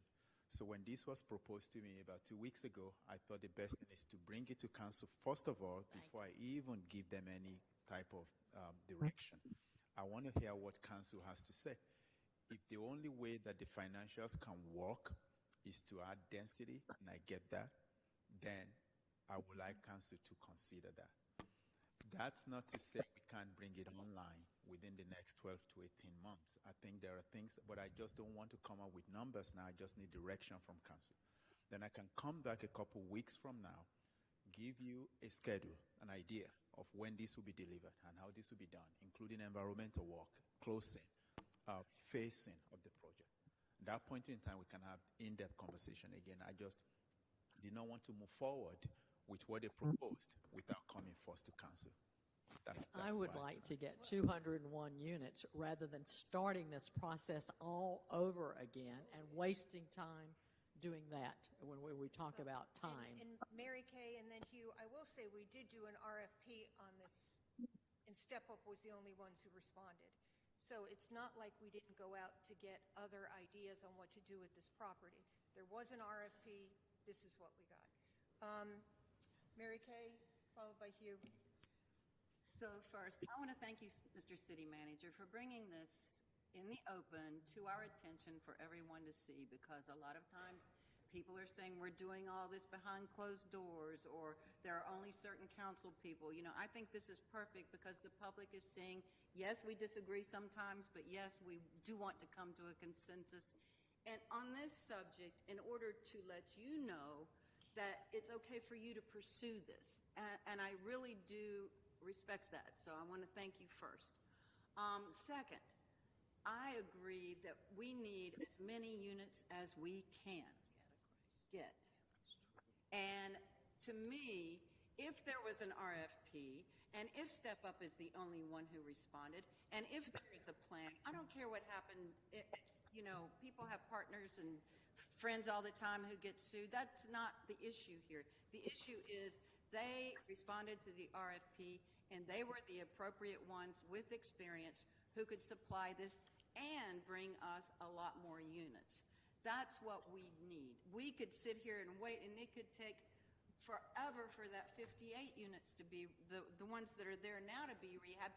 Think of what we went through with Heritage House. I mean, seriously, because once the engineer got there, and once the structure, and once the environmental was done, that building was crumbling.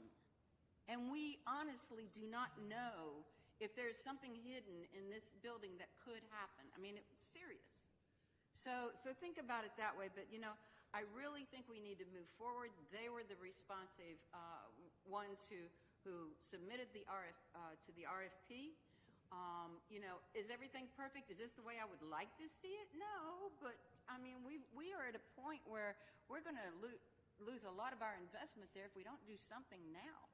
How long is it going to take? That's what we're directing the city manager to find out and bring back to us. So we're not up here tonight to make a full decision on all of this. We want to hear from the city manager what he finds out, the timeline, and all the things that we employed him to do. Those are the things I want to hear. So that's what I have to say. That's what I want to hear too. Hugh, Zach, and then we probably need to move on unless. We do. Thank you, Madam Mayor. For me, one, I think we all agree, and we've all said it many, many times, that we have a tremendous housing need in our community. I wasn't on council when this was first discussed, or the transaction of the property. I've only been here somewhat recently, but the part of this conversation that frustrates me is that it appears, and I know there's a lot of good effort and a lot of good intent behind it, but it appears as if we're operating somewhat in the dark, that we don't know exactly what's going on or why it's going on. And we've been talking about it, at least since I've been here, for a year and a half or so. I don't know what the timelines are. I don't know what the milestones are. I don't know what the go, no-goes are. I don't really know what the plan A, B, C, D, or E's are. And that's frustrating, because if you don't have that information, then you really don't know how to hold those who are doing it to account for what they should be doing and what we need. And for me, that's the frustrating part. I'm not pointing the fingers at anyone. I'm simply saying that if we go forward with this, there must be milestones. There must be deadlines. There must be, if not this, then this. And we look at that now for the future, not wait until we're there and say, gosh, well, that didn't work, so now let's talk about a plan to do this. That needs to be done up front, needs to be done transparently, and needs to be done very quickly, because going back to the point that was said before, we are in a housing crisis. We do need this permanent supportive housing, whether it's the 58 or the 140 or whatever it might be, at this property and also other properties around this city. And I'm just frustrated that it doesn't appear that we have the plan that we need for success, and we've got to have that plan. Otherwise, we're not going to be successful. And our citizens, those who are homeless, are going to be those who are most negatively impacted, and we cannot have that. Thank you, Madam Mayor. Thank you. Zach? Thank you, Madam Mayor. Hugh, I think what you're saying is how many more of our houseless friends have to die before we get them housing? Because that's what's happening. So on a real estate transaction, Ms. Kennedy, do we have a contract with an entity, be it Slate or Step Up? From a real estate standpoint, we don't own anything to So be we in a can't. real That's estate right. agreement with. Correct. Okay, so God, it's so bizarre how we did this. So, because usually you put an escrow money down, you get a time to do your due diligence. They haven't done it. We've got, the city has nothing we can do.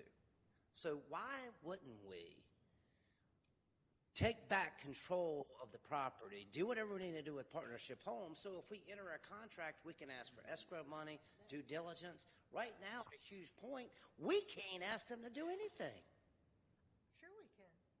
How? Because Partnership Homes owns it. Because they want the property. They want to make But this happen. But it's just a verbal. Started from scratch. But we don't own it, and But when we you don't don't own it, you don't control How it. long would that take?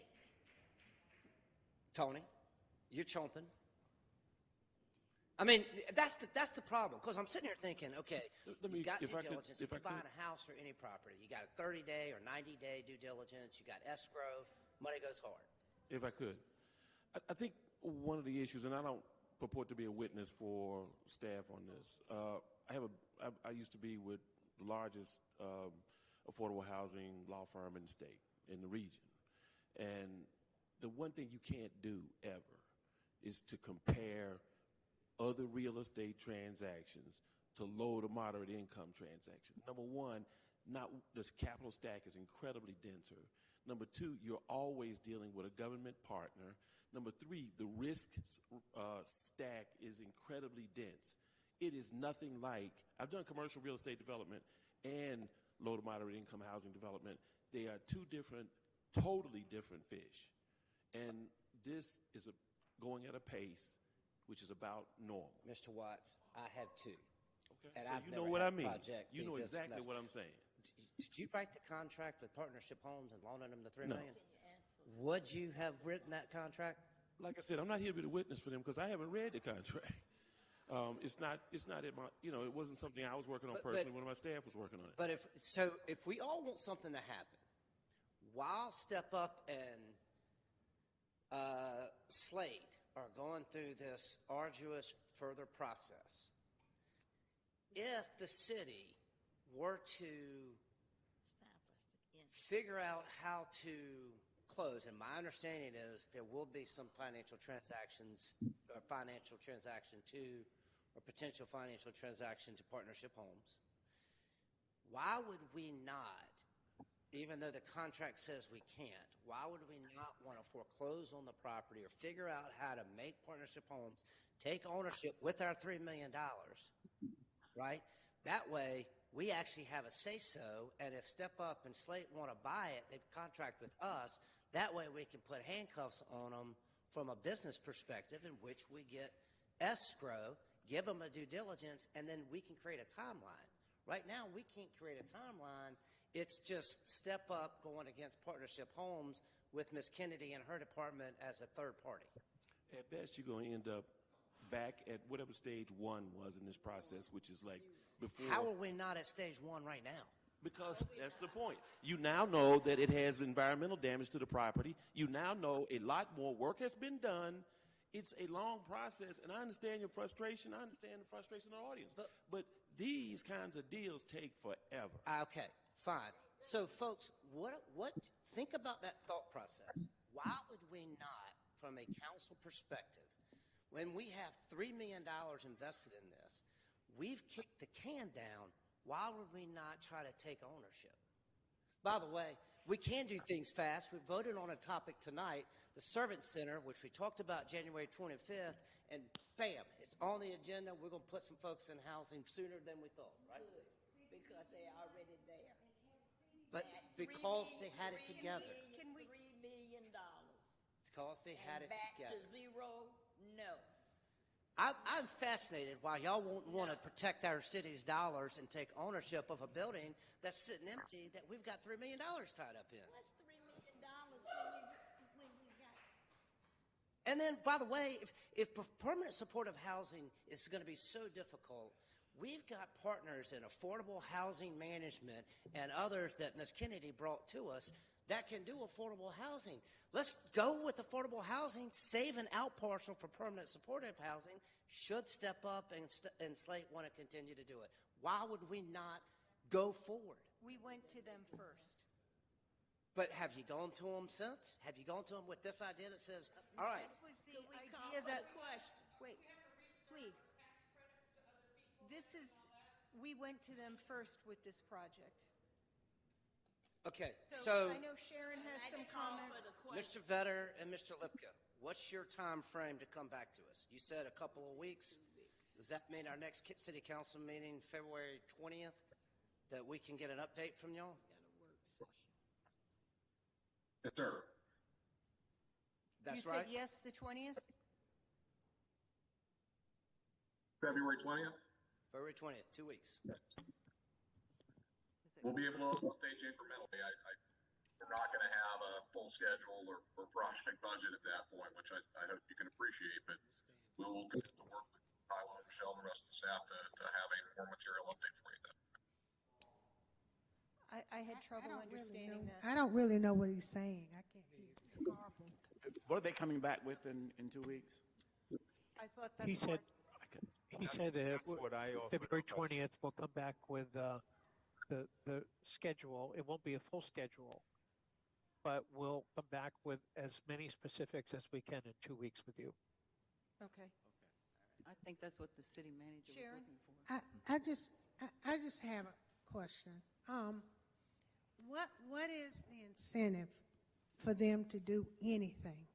Because the bottom line is we as a city don't own this building. When you don't own it, you don't control it, period. So what is the incentive for them to come back to do anything, to move anything? They can come back in 2 weeks and say, well, we need 2 more weeks because of whatever. We need to have a incentive for them to be able to move forward. We don't have a way to get them to do anything. I mean, this is a nice conversation, but I mean, it is, and it ain't insultive, Goldie. What is the incentive for them to do something? They come up there already. Now you got environmental issues. You got building structural issues. Mary Kay brought up Heritage House. So you're right. If a building comes back looking like that, then what? Nothing.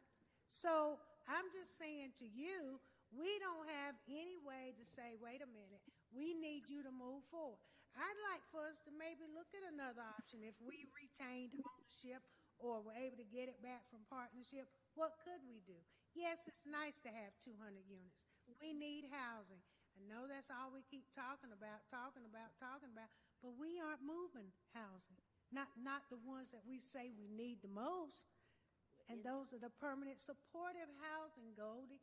I know you want it in District 2. District 2 I is know going you to have those nice units and the supportive housing. It's all going to come.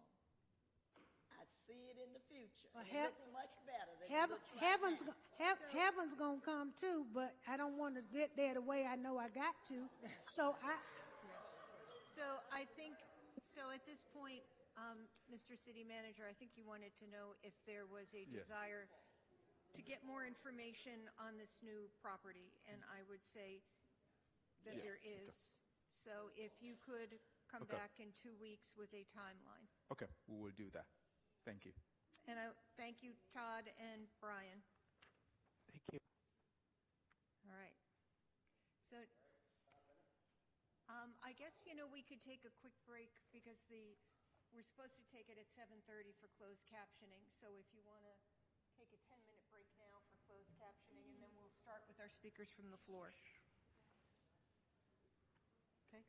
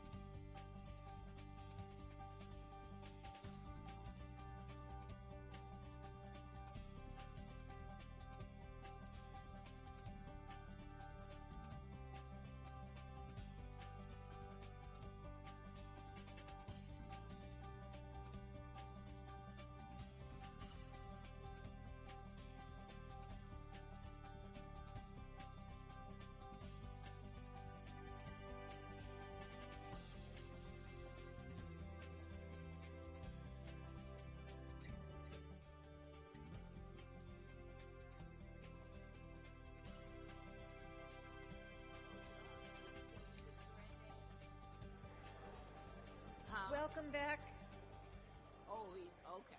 to the February 6th meeting of the Greensboro City Council. Talk to you later. Tell him happy birthday.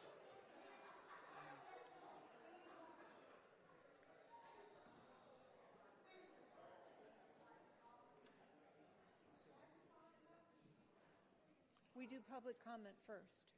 Yeah.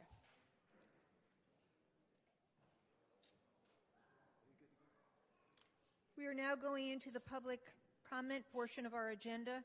Now is the time for speakers from the floor on non-agenda items. This is an opportunity to hear from anybody wishing to speak. Generally, this is a time of listening for the council. The subject will be noted, and if it requires action or a request, the city clerk or the city manager will notice such and provide steps for any required response or after action. Our first four speakers are Kesha Cunningham-Dockery, Tammy Moore, Rhonda Hopkins, and Lisa Carter.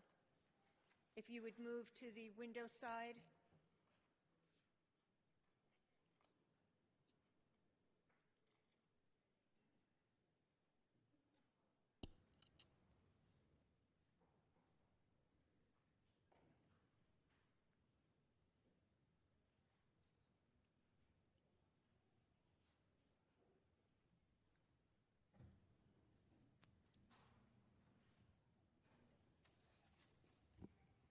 And if you would give us your name, and you have 3 minutes. Okay, thank you. Can I wait till my colleagues get here? Okay, there they go. Hello, City Council. My name is Keisha Cunningham-Dockery. I came to visit you at the first City Council meeting of the year to discuss with you the substanding building practices of Habitat for Humanity in East Greensboro. I currently have mold and mildew in my house. My floors are rotting with hose. I have water in my yard that won't go. I have seepage where water is, once we take it out of the crawl space, it comes back up through the ground. I have several contractors and professionals come out and tell me that is a grading issue. Habitat has always told us that it is a grading issue. We came and asked you to withhold the $1.5 million or the $1 million ARP funds last month, and we would like to know if you hold them, what will you do with them? Will you help us rebuild our communities, because we are getting sick? I was told last week from my doctor when she gave me an inhaler that I needed to leave my house. I cannot afford to leave my house. I'm going to be a part of your homeless community if I leave my house, and a lot of my homeowners will be the same. We have been told we cannot fix our houses unless the grading issues are fixed. We are asking City Council to earmark all monies allocated for Habitat for Humanity to fix the grading issues in Popular Ridge community. Without this, again, we cannot fix it. Our house will not have a fix. With the property, we're asking you to work with property owners to allocate potential grants, resources that the city, county, and state can provide to support the substandard building repairs needed to help these issues and bring our homes to safe standards to remediate all health issues. Yes, we've been promised this is fixed. We've also been told that we needed to create a HOA to fix these water problems, which HOAs could have been done 25 years ago when Habitat, who was the lender and the developer of this property, could have put in place. To do one 25 years later seems asinine, excuse me. And their narrative keeps changing. Again, they told us it was a grading issue. Now they're saying it's a stormwater issue. City of Greensboro has come out and said it is not a stormwater issue. It is the way they cut into the property and left the land lifeless and terrible, with water seeping up again from the ground and coming down. It has nothing to do with storm drains, as they keep changing the narrative. We're asking you to help us because, again, we voted for you guys, and we don't want to be homeless. We don't want to be added to that population. Thank you.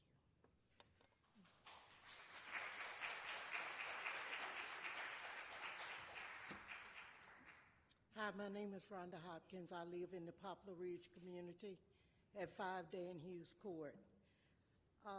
I'm having a lot of issues with water build up in my backyard. I deal with it on the side, under my crawl space. My floors are weakening.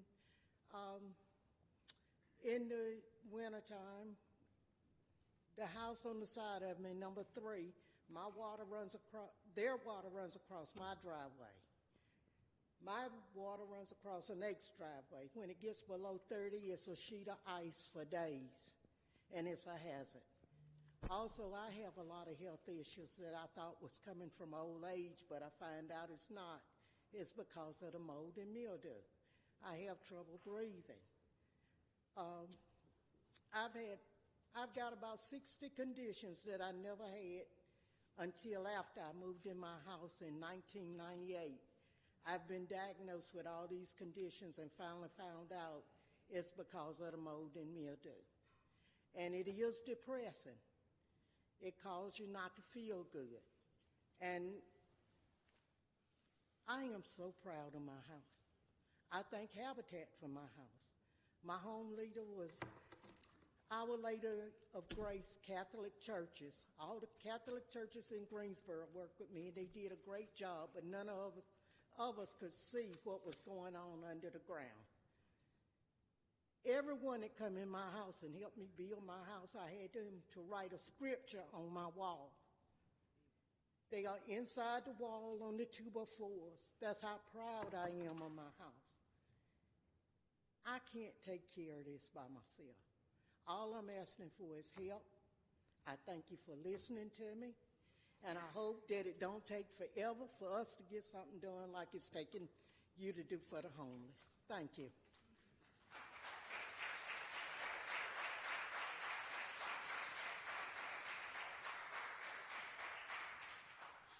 Mr. Manager, the two ladies that just spoke, if they could leave their names somewhere for you, maybe we could see if there's some organization that can Yvonne, there's another lady from Poplar Ridge as well. Well, all Yes. who have this similar problem. Yeah, Thank you. yeah. Thank They've been trying. Okay. I think, Mr. City Manager, you can give us an update once Ms. Carter and whoever else is with her from Poplar Ridge. It's a lot of them, Yvonne. Good evening. My name is Lisa Carter. This is Kiara, and we live at 604 Sharon Terrace, Poplar Ridge. I think the issue started with me and my house in 2019. Ball got dropped, I guess, because we went through COVID, I'm assuming. Miss Ruthie Richardson Robinson picked it back up in May of 2023, and it started all over again. But I have a lot of empty promises about things that they're going to do they have not done. I had a company come out and do an assessment, and I found out, Wayne Hodges did the assessment, and I found out that my house has 75% of mold and mildew up underneath it. I have cracked joists. I have mold and mildew in the house. The floors are dipping and soft. Kiara sleeps in a special bed so that she don't get out of a regular bed and hurt herself through the middle of the night while you're asleep, because she used to do that. The bed that she sleeps in, up underneath it, has soft spots in the floor. If the floor was to give away and cave in, she does not speak. She does not talk. There is no way for me to know, other than if it makes a loud noise, that she's actually under the house. And that's terrifying for me. She's 33 years old. I've always taken care of her. I'm the only one that she knows. Without me, she's nothing. Without her, I'm nothing. My house is almost paid for. I think I got maybe 3-4 years my house will be paid for. But at the rate that we're going, waiting on Habitat to come and do the right thing, my house will cave in and I will have an empty lot. And we will be homeless. Where are we going to go? I don't know. Because we need special living arrangements for Kiara.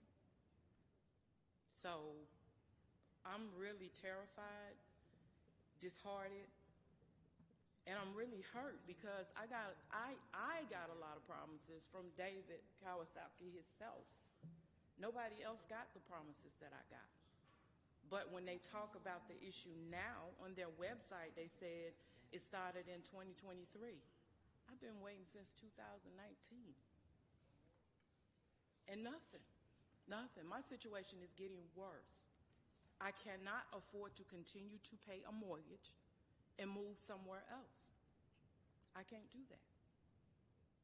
So we really need y'all's help. We really do. We really do. Thank you for listening. Thank you.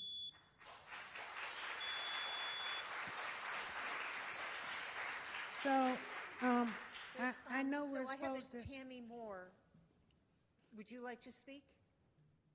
No? Okay. So, Mr. City Manager, we've been dealing with this issue since last year.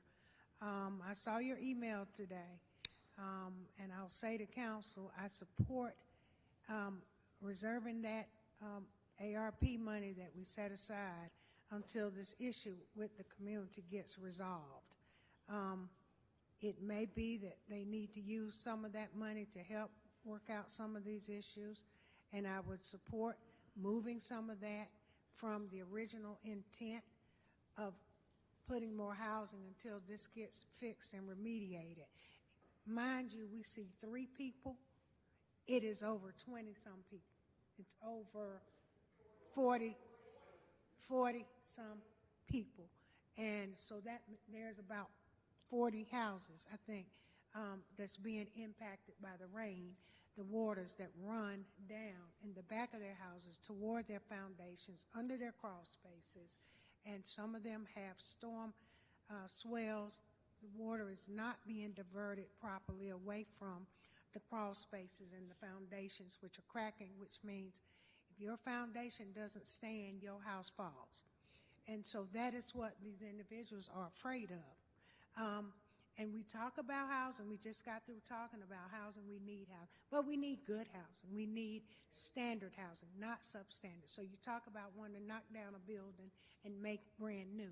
Well, they moved in something new. So it's not always a guarantee that something new is better either. And so just have to, I want to support this community. They're hardworking individuals, single moms, married couples, children. They now have health issues, mold and mildew. I've seen it. Floors are softened. I've seen it. It's real. It's a reality. And they live it every day. And I think until there comes a resolution, and they have been talking to Habitat, and I'll commend Habitat for coming to the table and being, I think, now more open-minded than they were before, because they were not, to hear what is a concern. It's what's real in people's lives. But I'm going to say I do not want to see us spend any million of that money until there is a resolution with this community, because this sets a precedent. And so when you're building neighborhoods and they deteriorate to this fact, this says to other communities, then you don't value me either. And so in East Greensboro, as I've already said earlier tonight, we live in contaminated spaces. We just got to have a better quality of life. So I'm asking us, it's not on an agenda. I'm just saying that I'm asking us to not move forward with the ARP, the $1 million ARP funds, until something has been resolved, a way to work it out. And I'm not saying right now that we want to give them all the money. The homeowners are not even saying we don't want to contribute to our home. We want to contribute to our investment. But we need somebody to hear us, see us, and help us. And I think that's what they're asking us to do. Thank you. Our next 3 speakers, Metha Ali, Sarah Segun, and Yara Youssef. If you would come to the window side of the room.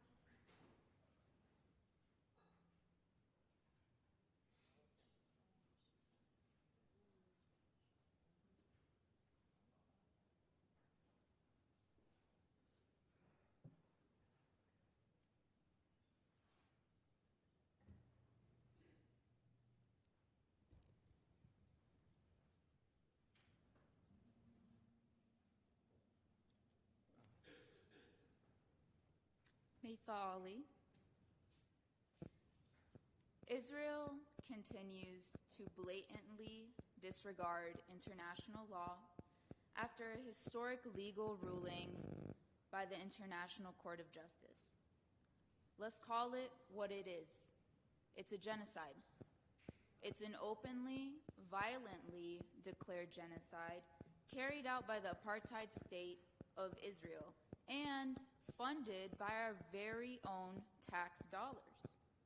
This genocide has been documented and detailed like no other atrocity, and yet the language in the resolution that was passed was not specific in the short and long-term needs for Palestine.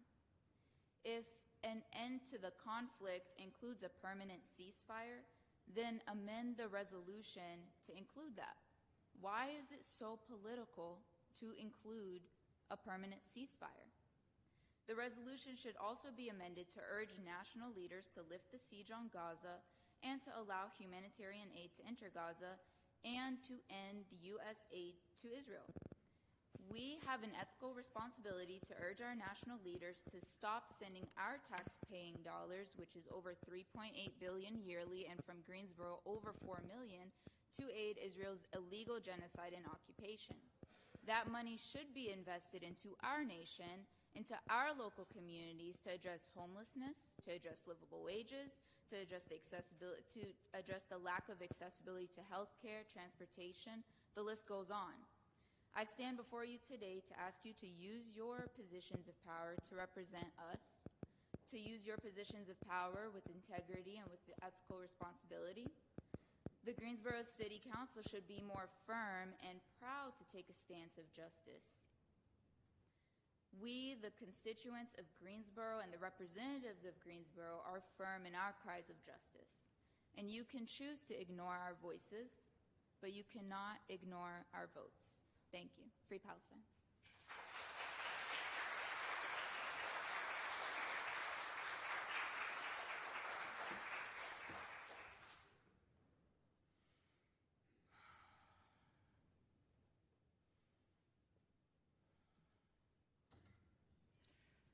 Good evening, City Council people. My name is Sarah Sequin, and as a lifelong resident of Greensboro, I find it ironic that you all call for quick action for our houseless population, yet not call for a permanent and immediate ceasefire for those 2 million houseless people in Gaza. I find it ironic that you are invested in protecting the $3 million that this housing project has invested in it, but not the $4.3 million of Greensboro tax money that goes to Israel to bomb children, women, and the elderly at an exponential rate, yet don't call for an end to military aid to Israel funded by our U.S. taxpayer dollars. I find it ironic that you changed the form to sign up for public comment tonight to include a home address when you simultaneously waste an hour of our time talking about housing without any avenue to address how these residents can speak to you in public comment. Make that make sense. Make that make sense. Every 4 minutes, someone dies in Gaza. Not just died, killed by Israel. I have a simple question for all of you. Do you like garlic bread? I ask that because I love to put garlic on my bread, but just the other day I watched a video of Bassan reporting live from Gaza on the story of a family of 12 living in a tiny tent because Israel forced them to abandon their home due to all the bombing. The mother was cooking them a meal of bread, except it wasn't just garlic bread. No, this bread was topped with just salt. That's what a family of 12 is eating for their one meal a day. This is what Palestinian people in Gaza are facing today. They don't get to enjoy Elizabeth's pizza like us. And so I ask, why is the humanitarian aid that could help this family eat more than just salt bread sitting in the desert? It is because Israel is letting it sit there, because this is an open-air prison. Call it what it is. We are here to call on you to make an amendment to the resolution passed at the last City Council meeting. We hear you call for peace, but challenge you to consider what peace is actually accomplished when you don't acknowledge the over 27,000 Palestinians killed and counting every 4 minutes. We demand that you amend this resolution to include a call for a permanent and immediate ceasefire in Gaza, unrestricted entry of humanitarian aid into Gaza, and lift the siege ending U.S. military aid and taxpayer dollars to Israel. I ask you, what peace is accomplished from the father that I had to watch on Instagram make the impossible choice to save his daughter's life by amputating her limb, awake with nothing but a saw, a needle, and thread? That was posted on Instagram. I had to like it so that other people could see it. Can you imagine how many of us have to keep liking posts? Call for a ceasefire. It's not that hard.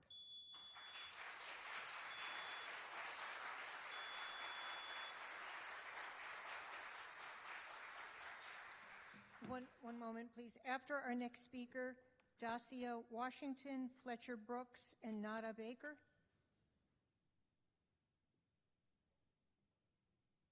If you'd come to the window side of the room, please go ahead. Yara Youssef. I like to think I had a pretty good education life growing up. You know, I've been blessed to be able to attend the school system. But in school, I was taught the importance of being specific and including details. Being specific by including the right context helps convey the message in a clear and concise way. The resolution that was passed is extremely vague. There is no direct call for a permanent and immediate ceasefire. If you do not call for a specific permanent and immediate ceasefire to be included into the resolution, then it's not an accurate representation of what your constituents have been demanding for months. Calling for a ceasefire does not only end the indiscriminate bombing of civilians, it also allows for humanitarian aid to enter Gaza, which the ICJ has ruled needs to happen.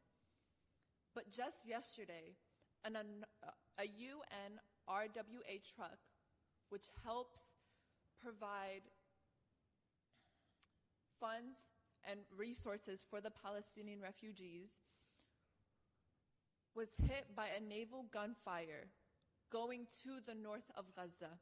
Could you imagine when an aid truck finally enters Gaza, through the hardship, it is finally bombed, it is finally hit, and those aids are not able to be received to the civilians who are desperate for them?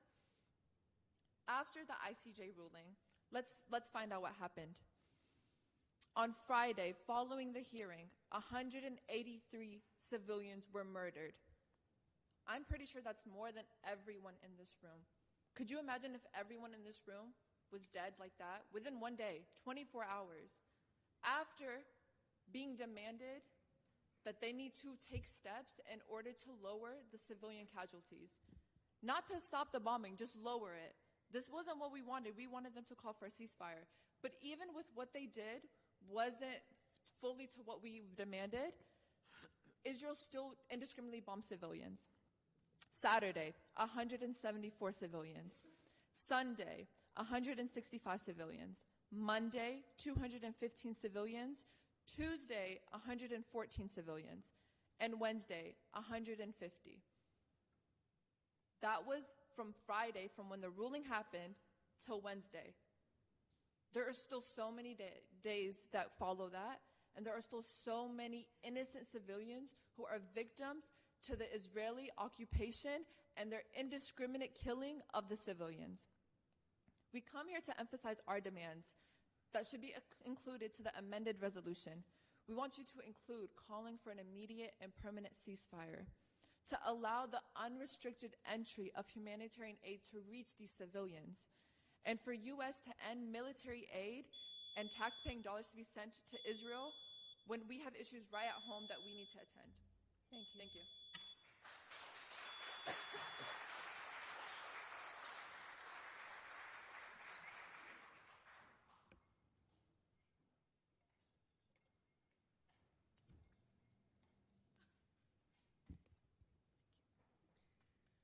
Deja Washington. I'm here to demand a resolution that specifically calls for an immediate and permanent ceasefire in Palestine, unrestricted entry of humanitarian aid into Gaza, a lift on the siege on Palestine, and an end to U.S. military aid and taxpayer dollars to Israel. James Baldwin once said, "It is one thing to trample a kid half to death or to death. That's bad enough, but it's quite another thing to then be told by agents of that oppression to be patient. We'll do better tomorrow." It's well known that fighting for the right thing requires sacrifice, and these conversations mainly surround our careers, comforts, connections, and access to resources, all of which we're reasonably hesitant about putting on the line as they're very useful when it comes to survival. But is your soul not more expensive of a sacrifice? Your morals, your values? At what point does one decide that those are up for grabs? Can anyone tell me what the experience was like when you lulled yourself into blindness? Did you look in the mirror as you did it? I remember as a kid the grown-ups telling me not to make too much of a fuss over things that I can't change, to pick my battles. Did you look your children and your nieces and your nephews in the eye when you told them to not fight too loudly for their lives and the lives of their communities? When you told them to be a little quieter, that the future of the world is out of their hands and there isn't anything that they can do, that they're just one person and their voice doesn't matter? Or did you just let your actions speak for themselves? Did you simply lead by example in how to not speak for the silenced and let the system tell us what we do and do not deserve? When did you decide that fighting for justice is naive? Are you able to pinpoint the exact moment that you decided to hand over to someone else the power to tell you what is possible and what isn't? Or did the system just slowly wear you down? Be patient, we'll do better tomorrow. It's not too late because there are still Palestinians in Gaza who are alive and deserving of life and liberation. But there is a such thing as too late. And we'll know when that is because the screams of the children will go silent. There will be no more open eyes for us to watch tears spill from. And the streets will be dry of the blood that once ran wet and dark through them because there will be no more bodies for us to massacre. And if that happens, as I'm sure you've been reminded, you may go on to say that you did your best. You may even convince yourself that that's true. But I want you to hear me because I'm saying the quiet part out loud. We are watching you now, and though you may try to forget, we will not forget that the choices that you're making today and continue to make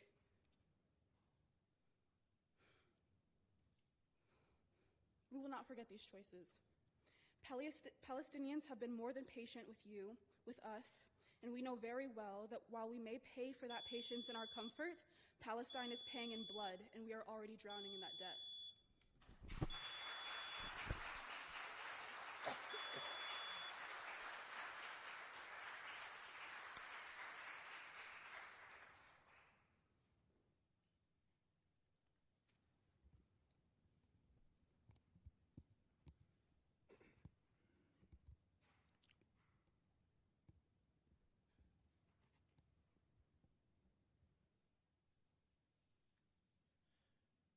Good evening, Mayor Vaughn, City Council members.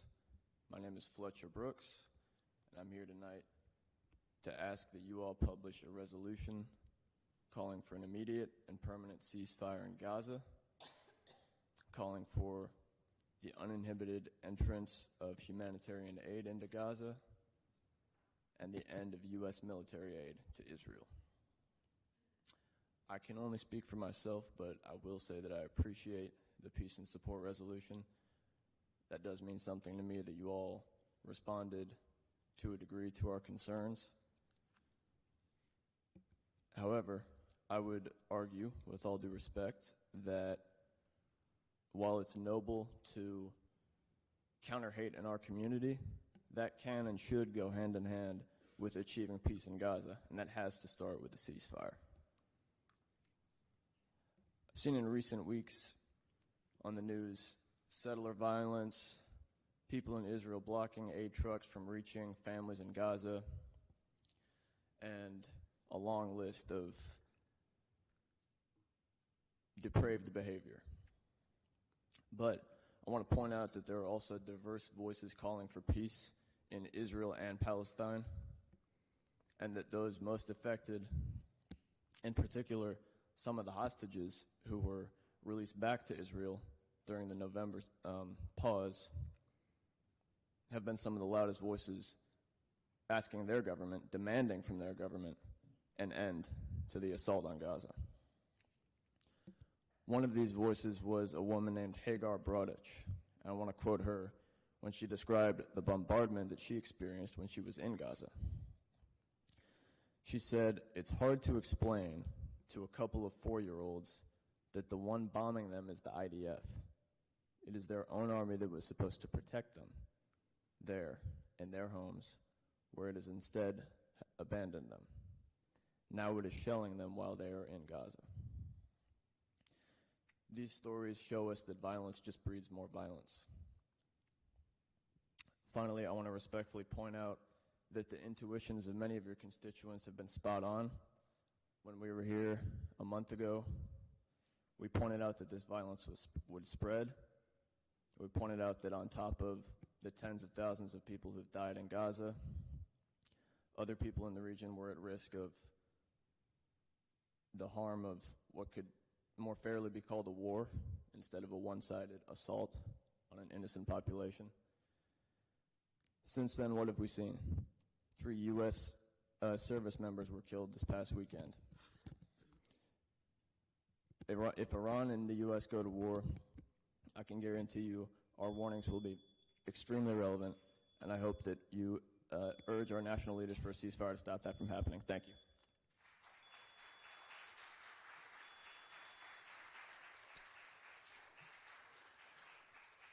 After our next speaker, Amadi Borja, Hayden Folk, Aya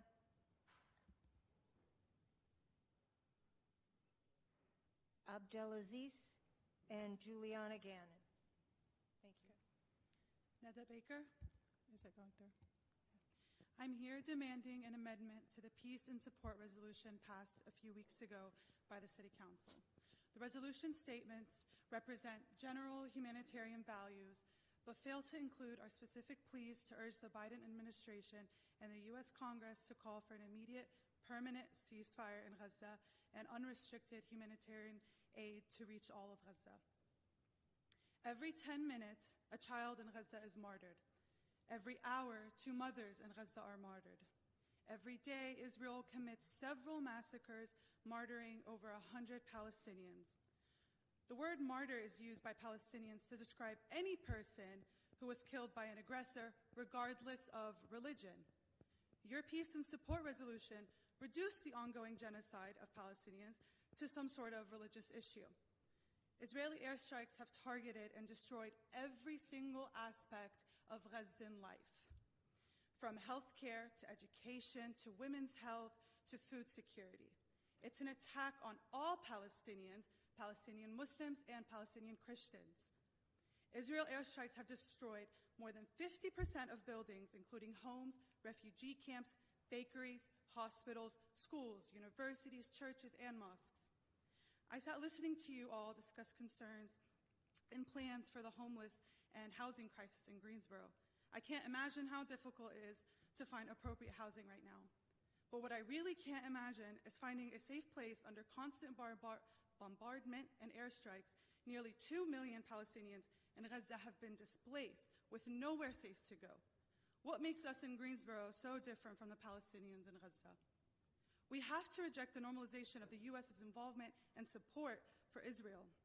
The World Health Organization announced that over 100,000 Palestinians have been either killed, wounded, or missing. A list of the known names of the 11,500 Palestinian children killed was recently released. I found my name on the list. I found my family member's name on the list. I found my friends' names on the list. What makes us, again, in Greensboro, different from the people in Palestine? The American public opinion has shifted. A majority of Americans have called for a ceasefire, but our calls and collective action have fallen on deaf ears and blinded hearts. Several U.S. cities have signed resolutions urging to call for a ceasefire in Gaza. Chicago has become the largest city in the U.S. to call for a ceasefire. Mayor Brandon Johnson broke a 23-23 tie by supporting the resolution, making the final vote 24-23. We do not cheer on or value a unanimous vote. For a resolution that does not include or call for a ceasefire, we only need the council members who care about integrity, who care about justice, and who care about the liberation of the oppressed people to take a meaningful position. Thank you.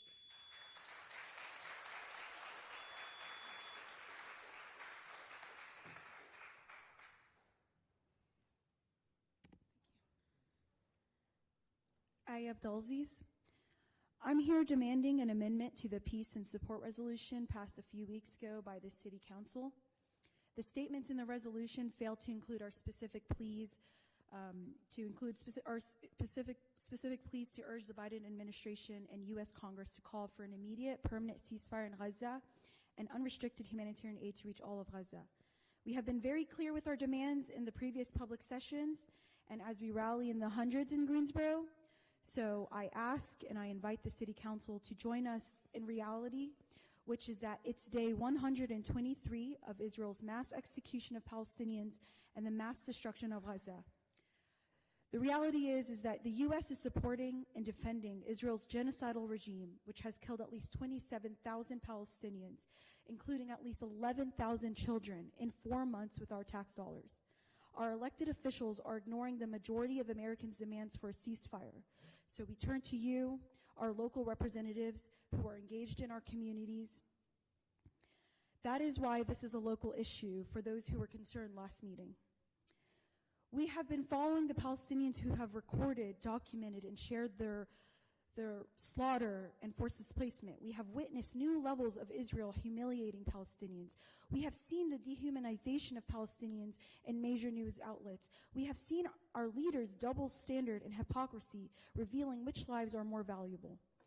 By now, I don't know how valuable it would be to present the horrifying statistics and testimonies of Palestinians that would move you enough to fearlessly and clearly call for a ceasefire. But I want to ask a question I hope you'll consider beyond this meeting.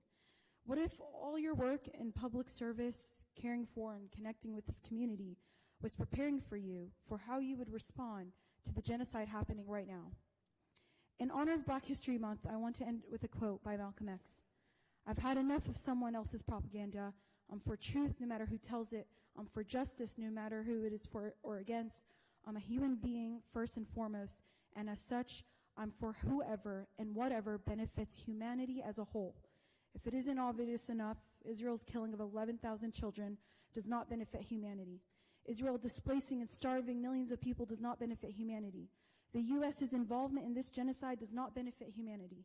Elected officials ignoring our calls for justice does not benefit humanity. Being neutral about ethnic cleansing and oppression does not benefit humanity. Zionism does not benefit humanity. Genocide supporters and enablers do not benefit humanity.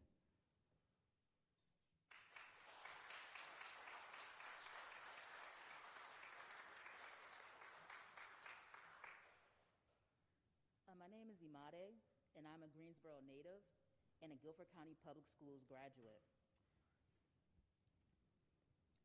I would like to thank the City Council for listening to us as we call on you to pass an amended resolution that explicitly calls for an immediate and permanent ceasefire. I'm here because every Palestinian has the right to live. This includes Palestinians from Greensboro to Gaza. When I spoke to you in early January, I talked about how Palestinian women are using pieces of diapers, tents, or fabric to soak the blood of their menstruation because Israel is blocking humanitarian aid from entering Gaza. Now the situation is even worse. Israel is starving Gaza. Some Palestinians are using animal food for flour. Families are watching their children starve to death on the streets because their homes have been bombed. I saw a picture of an infant baby who was frozen to death on my social media timeline. If Greensboro and every major city across the country called for a permanent ceasefire, I am sure that baby would have lived. Your children do not have a greater right to live than Palestinian children. Every child has the right to live, regardless of their country, their zip code, their wealth, their status. I refuse to let Palestine die. I will not turn my back on the land of Jesus and the people of Jesus. If you are a Christian, how can you be silent as Israel drops 2-ton bombs on the Holy Land of America's most popular religion? Everything that you do in this moment matters. You demonstrate how you would act if 2-ton bombs were dropped on me. And Black people have been bombed by this country, as recent as 1985 in the Philadelphia Move bombing. This country has funded the bombing of Black and brown people for hundreds of years. When will it stop? If it is unacceptable to bomb white families in America, then it should be unacceptable to bomb families in Palestine. Greensboro can make civil rights history in this moment. We can be known for our civil rights stance now, not just during the civil rights movement. Amend the resolution to call for an immediate and permanent ceasefire, unrestricted entry of humanitarian aid, and an end to U.S. military aid and your tax dollars to Israel. Thank you for listening. Free Palestine.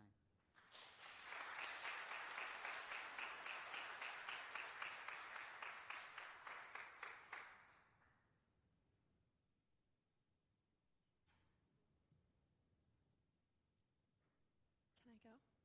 Hayden Folk. Hi. I'm firstly going to invite everyone to just take a breath with me.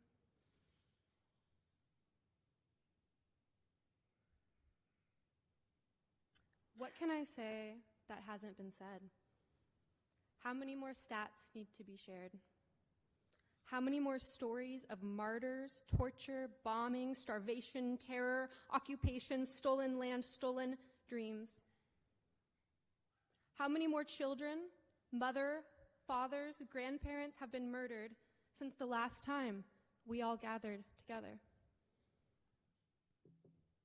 Every day, I check my phone to find horrors more unspeakable than the day before. I hear the calls of a child. I know that's my mom. I recognize her hair. I think of my mom, the way her curls bounce and are striped with gray, how I played with her curls on the Rocco Rocco when I couldn't sleep, twisting them in my fingers.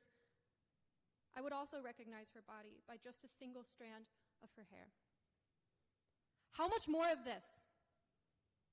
How much more suffering will you and other leaders turn a blind eye to for the sake of appeasing constituents on both sides? For the sake of appeasing your Zionist campaign donors? It could have been any of us, identifying our mother's body by her hair. How much longer will we ignore that? City Council, you can use this position you're in right now to do a very small thing in the face of an avalanche of human suffering. For every Palestinian in Greensboro, for every Palestinian in this room who is living through the unimaginable, I urge you to do the absolute bare minimum. Amend the resolution to include an immediate permanent ceasefire, 2, unrestricted entry of humanitarian aid to Gaza, and 3, an end to U.S. military aid and taxpayer dollars to Israel. No more children need to lose their mother. It is really the bare minimum. Thank you. Free Palestine.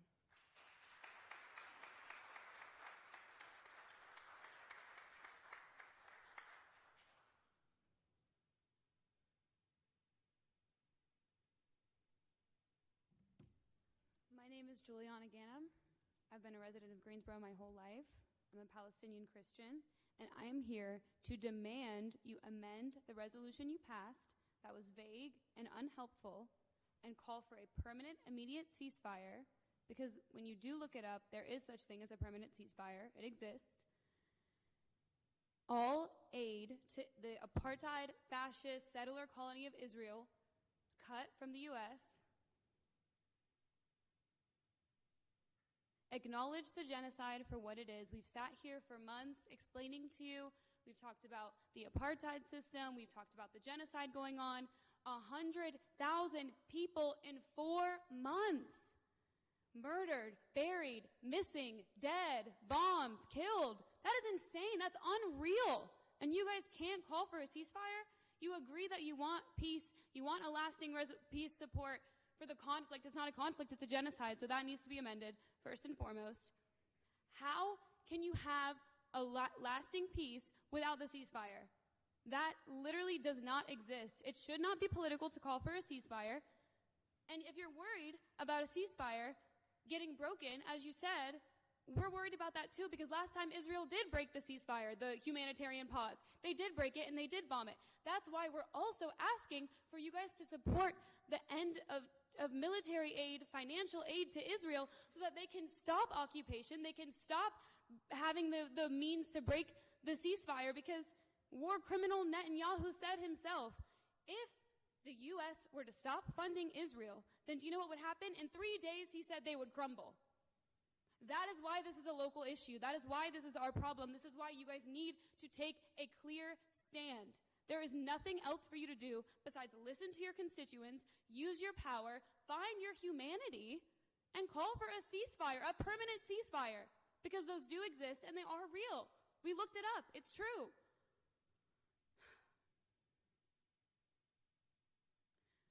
Once you call for the ceasefire, the immediate ceasefire, all of us in the room, because we will support you on that, we can work as the City of Greensboro together in unity to stop the aid to Israel, to end the terror, to end the genocide. Let's move on from this. We've been here for too long asking for a ceasefire. That's the bare minimum, as she just said.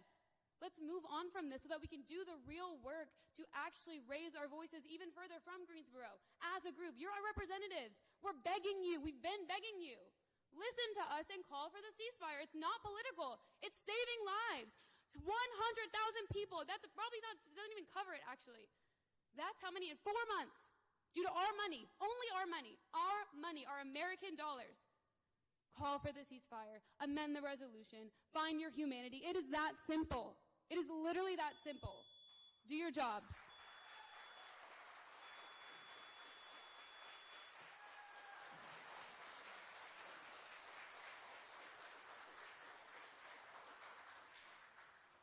Those are all the speakers I have signed up to speak about the ceasefire. If I did not call your name and you feel you signed up, please see the courier. Our next speakers are Christine Hopfner, Charles Sugg, Laura Tu.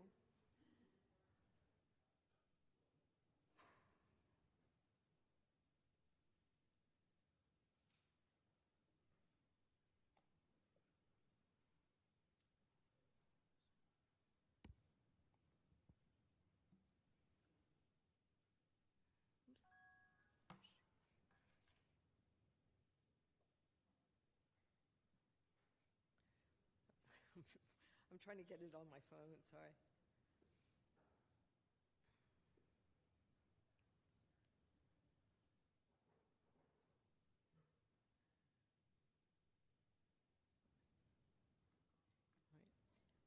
My name's Christine Hoffner. Can you hear me?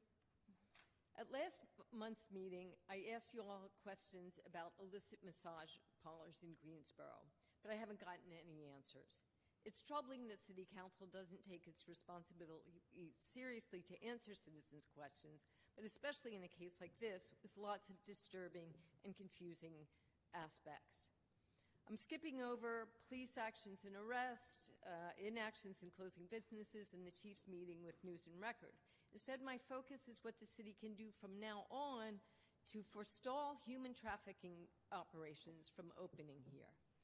There's plenty of information, and I know Councilman Matheny and Mayor Vaughn have expressed concern about human trafficking, so surely you know that there's information that state licensing for massage establishments are an effective means against human trafficking operations. But news reports confirm that here in Greensboro, several massage parlors have city business permits, even though they're not qualified under state law, that they don't have state licenses in establishment. Some don't even have city permits, but that's a whole nother problem. So how did massage parlors that don't have state licenses get city business permits? Has the city been lax in vetting for state licenses, making sure that establishments have them?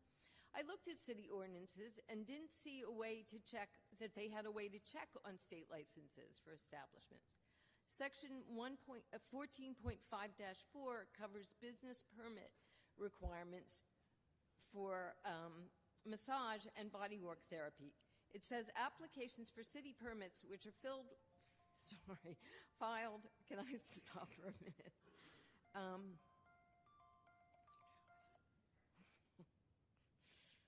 Okay. city applications for city permits which are filed with the city manager are affirmed by the applicant. So that's one place where slip-ups could occur. But a current state license isn't even listed as required information on the application for business permits. So when GPD does their part of the process, presumably checking on the required information about convictions, they don't have the information about state licenses to check. I'd be interested if the city attorney has a different view of this because it's very confusing, but that's what it looks like. And it's not complicated to check on state licenses. The website for the NC Board of Massage and Bodywork Therapy has a Verify a License tab. Triad City Beat did what they called a quick search and found two massage parlors in Greensboro that didn't have state licenses. So I'm asking if you can do the basic, again, a very simple measure to see that city ordinances are in compliance with state law, and this will help deter human trafficking businesses from opening here. Thank you.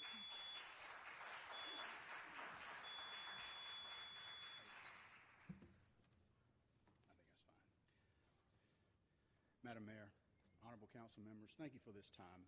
My name is Charles Sugg. I live on Bennington Drive here in Greensboro. On January 17th of this year, I placed a few yard cans full of leaves at the curb for pickup. Upon my return, I found a number of my cans had been severely damaged. Several plastic cans had been beaten so hard they split in 3 or 4 places from top to bottom, handles ripped off, metal cans left with large dents and split seams. My call to register my complaint was returned by the route supervisor. He blamed the cold temperatures and relieved his crew of any responsibility for the damages. On January 23rd, his supervisor, Kevin Matherly, followed up on my claim. Mr. Matherly stated that the severity of the damage was due to normal wear and tear, and then blamed it on the low temperatures because of the cold making the materials too brittle. Mr. Matherly said the city wasn't responsible and refused to replace them. I was very disappointed by the apathy shown to me with regard to my property damage. Just this morning, however, the interim director of the Solid Waste Department, Mr. Christopher Marriott, phoned me to discuss the matter. And as of tonight, we've tentatively reached an accord. Mr. Marriott gave me his assurances that the city would replace my cans forthwith, and I am grateful to him for his attention in addressing and resolving this matter. I know this matter may be seen as trivial at best, but the principle of property rights is not trivial to me. And as a veteran, I believe in those rights. And as the sole supporter for a mother in a nursing home and a brother in a different nursing home, every dollar counts to me.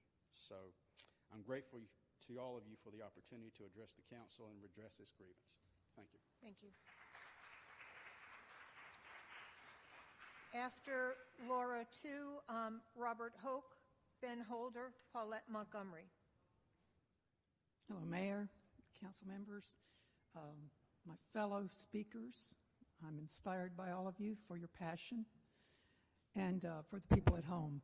So I'm Laura too, and anybody who's spoken to me more than a couple of words knows that I am very passionate about women and girls and science, technology, engineering, and math, education, and economic opportunity. And so I'm here today to just share with you a real Greensboro proud moment in something that's coming up. So this week, the United Nations will launch a conference on celebrating women in science. They've been doing this since 2015. And here in Greensboro, since 2018, we've been similarly participating in that celebration in an effort to advance and encourage girls to learn from women who are in the fields of science, technology, engineering, and math through our Find Your STEM conference. It's going to be held this year on March the 9th. It's a Saturday. I invite you, council members, to, if you can't come for the whole day, just stop in. We will have a nice networking lunch. We hope you let us know you're coming because we have to count how many slices of pizza to have. But basically, this conference brings together 8th through 12th grade girls, and it enables the younger girls to learn from the older girls there, how they navigated from 8th to 9th grade, how they found their STEM, what they're planning to do in the future. There are panels that include young researchers from the local universities at the undergraduate level and the graduate school level. And it also has a panel on women in STEM. And then most excitingly, it also allows seniors in high school to present posters, just like at a real research conference. And this is probably the best part of this conference, and the thing that you'll really want to do is to stop in while those posters are up so that you can talk to the young women and really see the opportunities that our students are afforded right here in our community. Thank you. Thank you.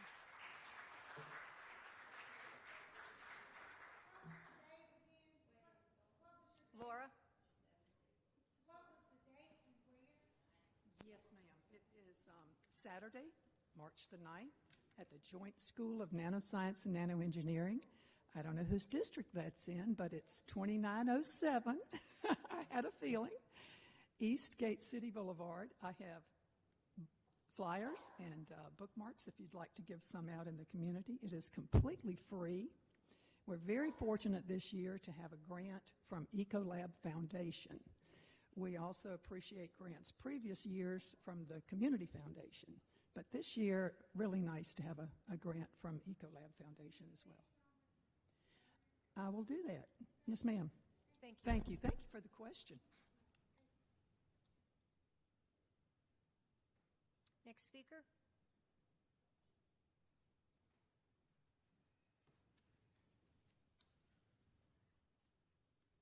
Hi, my name is Robert Hoke, and one of the reasons I am here tonight is to ask and perhaps introduce to the Greensboro City Council this following information. Now, I will be identifying companies here as A and B, and I cannot tell you the exact identity of those companies. That would be furnished on the document that would be furnished to you after my presentation. While formerly being employed at Company A, I wish to volunteer also for a Company B. I had no direct response from Company B and I had to investigate then through the City of Greensboro exactly why I could not volunteer. I felt that one previous answer given by a representative at Company A, that there were too many stairs to climb, was an insult to my disabilities, which are on file with Greensboro Medical Records. I thus would find out through the City of Greensboro that there was, as I attempt to summarize, a federal statute that prohibited some company volunteering, same company volunteering within another sister company. I had never been informed of this whatsoever, did not know the restriction even existed. It would have avoided much pain and consequences. I would like to continue to say that I volunteer with honor with the High Point Theater in Greensboro's Carolina Theater. It's been going on nearly for over 10 years at both locations. Important, too, for me for volunteering is recognizing and giving tribute to my wonderful deceased parents who also volunteered. Volunteering is such a wonderful way to be helpful to others as it comes from a person's heart. When we heard this tonight, as seen from the wonderful tribute to the Fries, which I didn't know was going to happen, of course. Now, these companies, Greensboro Community, High Point Theater and the Carolina Theater, do not practice the restrictive statute to my knowledge. Again, though I am allowed the freedom to ask questions of any staff member there without fear or of avoidance, which I did experience at Company A and B. My main question is, why wasn't I told of the restrictive statute existence by both companies A and B? And there were other volunteer applicants perhaps then not advised about this too. I did receive permission once to speak to the city manager in front of the city council. I had hoped it would not be just representatives. My recent request directly to the city manager just in December has not yet been responded to. There is much more to share, but I do wish to trust this opportunity could still be permitted. I must summarize by saying I'm an advocate for myself. Of course, I know I'm going quite fast. I do feel sometimes I need to speak up for other people if I feel the cause is right and fair to all. This presentation, then, in quest for answers, perhaps even continuing, is by no means just for myself.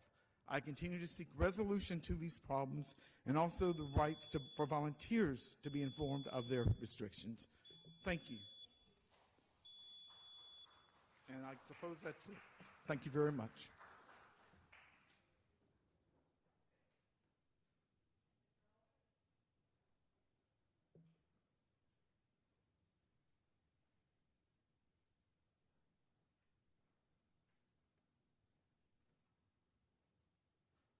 My name's Ben Holder. I'm glad to see all of y'all here tonight. I really am. I love seeing people come up and speak their mind, and I've learned a lot from a lot of y'all. I used to wonder why some of you were saying what you were saying, and I absolutely understand what y'all are doing. And I really think it's great that you're up here voicing your opinions and trying to make Greensboro a better place. However, I'm not gonna be the one to ignore the elephant in the room. I think, first of all, how you doing, Mr. Manager? You doing good?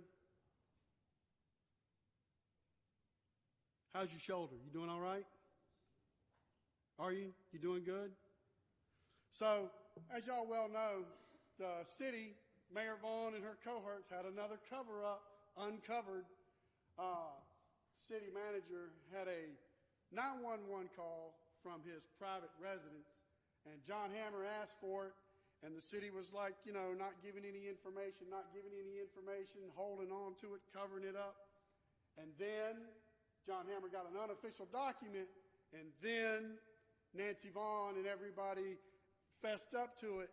And so Nancy says she knew about it the night it occurred, but she's concerned because of the wording that was in the report, from killing to hitting.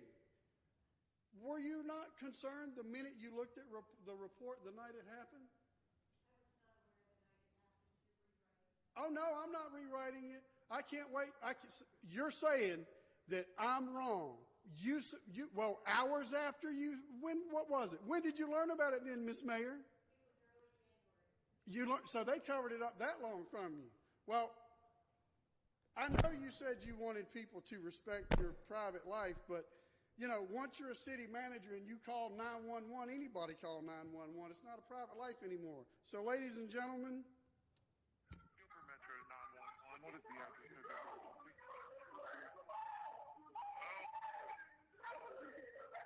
Hello? 911. Hello? My dad is an abuser. Okay, what's your address? Postbridge, Greensboro. Okay. Greensboro? No, he's trying to say that I hit him and pushed him and his arm is broken. He's trying to be Tyler. He's a very powerful man. All right, so in the name of transparency and public record, which the city of Greensboro is terrible at, I brought to you public record about a topic that should be talked about a topic they covered up, about a topic that your city manager certainly doesn't want to talk about. Have a good evening.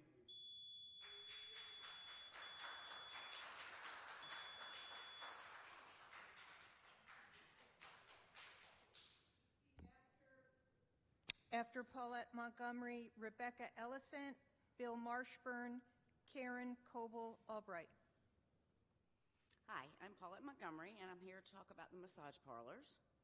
According to the arrest warrant from September 20th, a worker with Amazing Spots, 603 Guilford College Road, performed a sexual act on an undercover detective by grabbing detective's penis with hand to promote stimulation and rubbing her crotch on the back of detective's head for the purpose of sexual arousal for money.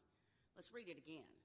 A worker grabbing detective's penis with hand to promote stimulation and rubbing her crotch on the back of detective's head for the purpose of sexual arousal for money. And you want us to trust the Greensboro Police Department. How? If they're not harassing and killing young black men or hassling the unhoused, they're having sexual contact with women allegedly pushed into sexual slavery. Instead of closing the massage parlor down due to not having a state license, our officer engaged in sexual contact on the clock, on the taxpayer's dime, then arrested her for prostitution. This woman is most likely already a victim, and our officer continued to victimize her. Again, how are we to trust our officers? This is disgusting on so many levels. What does it say about an officer willing to go to these lengths? Did he shower or clean up before going back to work that day? Does he act like this off hours? With the history of rape and sexual offenses committed by our officers in the most recent past, it wouldn't be surprising. There was an easy fix. Close them down due to no state license, but abuse and victimization is what happened instead. Per Triad City Beat, due to pushback from the community, Chief Thompson said they have changed the department's directives around investigating sex crimes so that no officers conducting undercover operations will intentionally touch the genital area of a suspect or allow for their genital area to be touched by a suspect.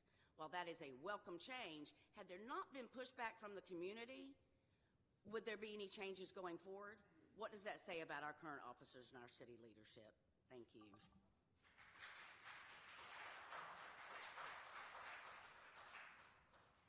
Rebecca Ellison.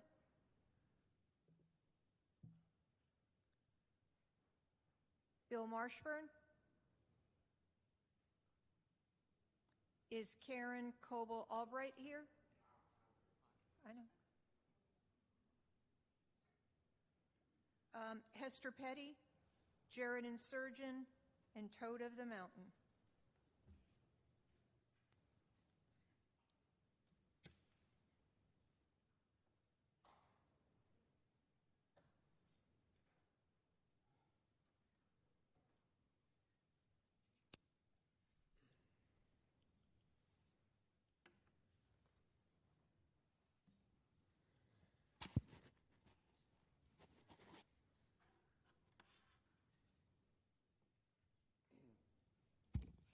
William A. Marshburn, 4693 Long Valley Road. I live in a home, period. The city wants you in a dwelling unit to control you. The state sanctions the cities, municipalities, and control them, legislature and governor at the top. The cities have extra legal means to control or destroy you, sanctioned by the state. People in control at the time and using past legislation by special interest groups built up over time.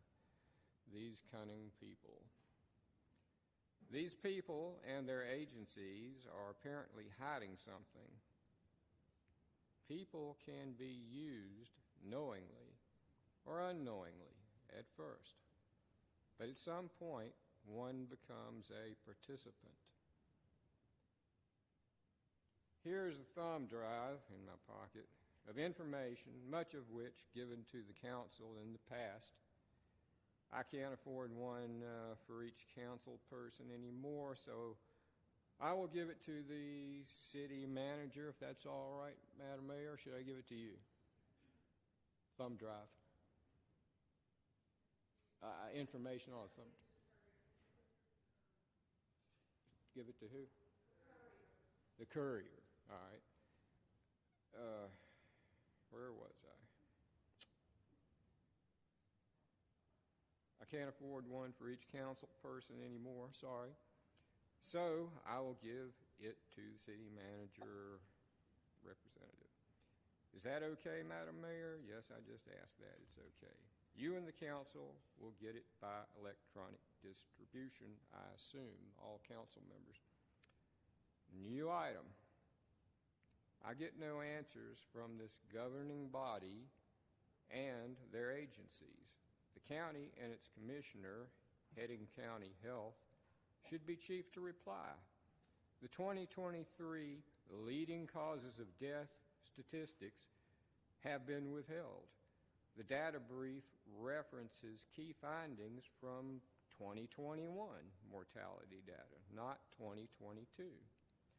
Months of inquiries by me with promises of I will get back to you go uninquired. It's been about 7-8 months. There have been a lot of traffic accidents where people run into telephone poles. We never find out in the news why the drivers, or nearly all the time, what happened.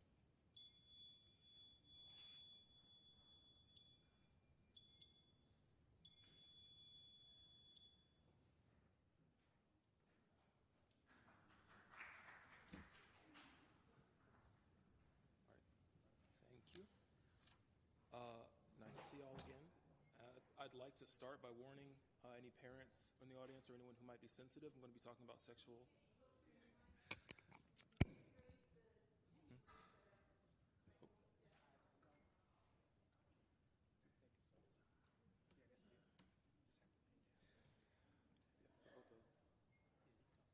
Okay. Yeah, I'm 6'4". Sorry about that. I'd like to start by warning any parents in the audience or anyone who might be sensitive. I will be talking about sexual assault and policing, and this may not be a conversation for everybody present. Nice to see y'all again. I'd like to say it took me a while to get up here, but I can't think of a more noble reason to be waiting than to hear you guys get so passionate about homelessness. My topic today is sexual assault. Earlier in my life, when I was a freshman at A&T, my friend was assaulted in her dorm. We went to campus police. They said they couldn't do anything. We went to 1PP. They said they couldn't do anything. We offered up sheets as evidence. We said the man who did it was a drug dealer who had a half pound of some substance in his apartment, and they weren't interested in that. And eventually we did get to the dean, who suspended him for a semester for sleeping in somebody's dorm, which was against the rules. A year and a half ago, a friend of mine gets assaulted, and I convince him to go into the police. We go to 1PP. We give up shorts as evidence. We give a statement. We talk about he talked about what happened. I was just there as support. And the officer said that he would call back. He never did. He didn't give any additional information. That was pretty much it, statement in shorts. And so that, plus other instances in my life where I'd had to witness something like that, be a party to something like that, told me that there was no justice to be had. And so 6 months ago, when I was assaulted, I didn't seek out help. I'd been through that meeting. I'd seen what happens. I'd seen where it goes, which is nowhere. So I decided to help myself, which was a terrible, terrible idea. Oh my God, these last 6 months, guys, have been something else. But I've gotten past that. I've had these last few weeks to think about what happened, to really focus on getting better, and I've sought out some additional help, but I've also sought out some answers to why that happened, why there was no help, why there was no interest in these cases, why officers wouldn't call back, why officers didn't have answers, why officers told us that there was no problem, that it was our fault, that blah, blah, blah, blah.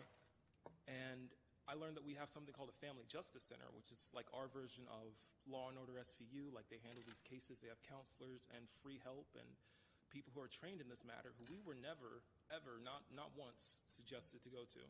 And let me tell you, if I'd have known that there was free help to be had when I was coping with that, when I could have had therapy and group help and people who knew what was happening and what I was going through, that could have really changed my trajectory over these past 6 months. And I just cannot for the life of me understand why the officers, I'm going to say they didn't care because that's what I saw, but why they didn't care.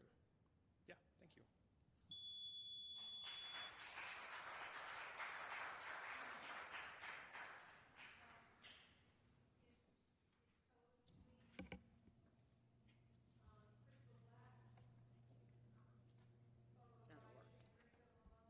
Thank you. I will.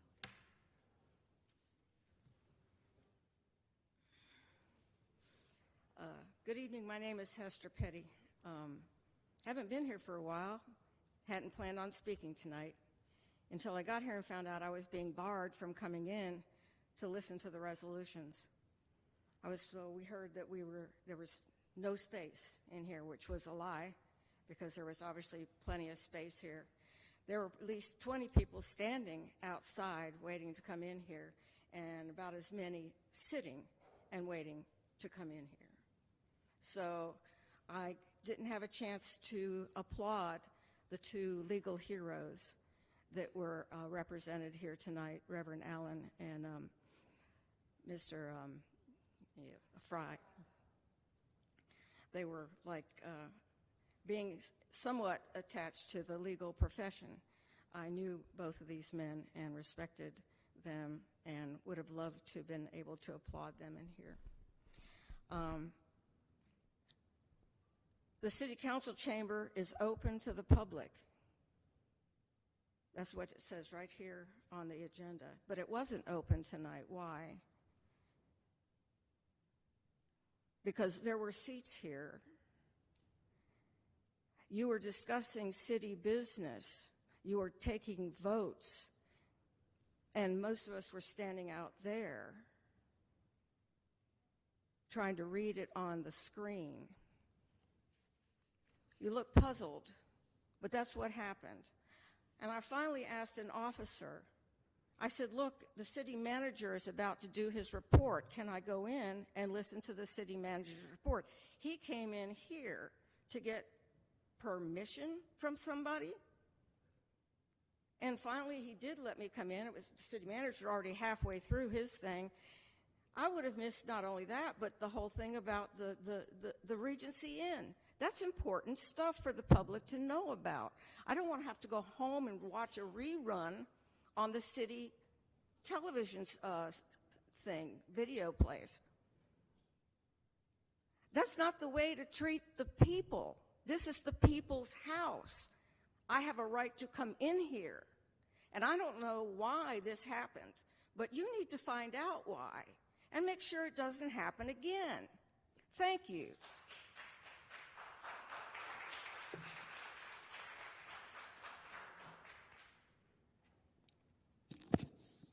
So, Mayor, can you tell me, was that the case? I know sometimes it fills up because of people here, but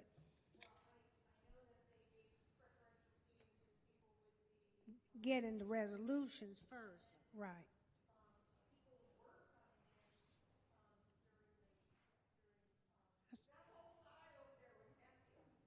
That's for staff, isn't it? Or didn't that for staff?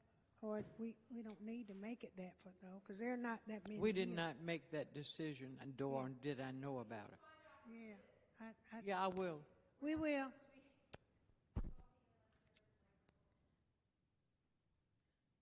Do you want to know who I am, or you want me to just go? Crystal Black, 1120 High Stone Drive. Can you hear? Can you hear me? I will address what happened out there first. We were just told to honor the family and the people who wanted to be seated, to acknowledge the ones who were being presented a resolution. No one, I was out there early, no one was told that they could not come in or denied access. So just for clarity, I was not told that I was denied access, and I got here at 5:15. So I just wanted to get clarity on that. Also, I am here to just address the concerns that we had around our city manager. I want to make sure that we don't react quickly to things when we hear them in the news, and when we make assumptions about what type of things happen in people's homes. I would also like to offer that people give pause to having their own home situations, and that they would not want those to be brought in public. And so I am here in representative of the Southeast Greensboro Coalition to say that we are here to support our city manager, and we enjoy working with him and appreciate the work that he does for this city. And we should not let personal home issues impact what we do in our work. So I know that there were some concerns, and I wanted to make sure that we in our coalition come and speak up to let you know that we support city councils most times. You all know I can be tough, but I can also be fair. And I think that this is a time where we need to be supportive. And so I wanted to make sure that Mr. Ty knows that we are in support of him. And I think that he does great work for us. I give him just as a hard time as anybody else in the city. But when right is right and when wrong is wrong, we have to address it. And I think that this is a personal matter, and it needs to stay personal. Thank you.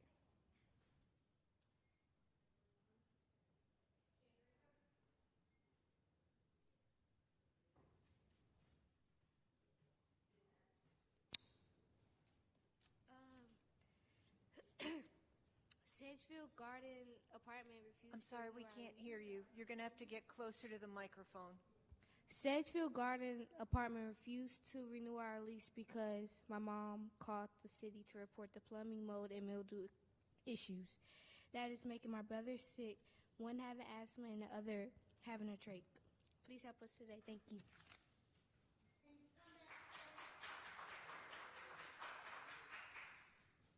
Say the name of the apartment again for me, please. Sedgefield Garden apartments. Thank you. Excuse me, may I have y'all undivided attention?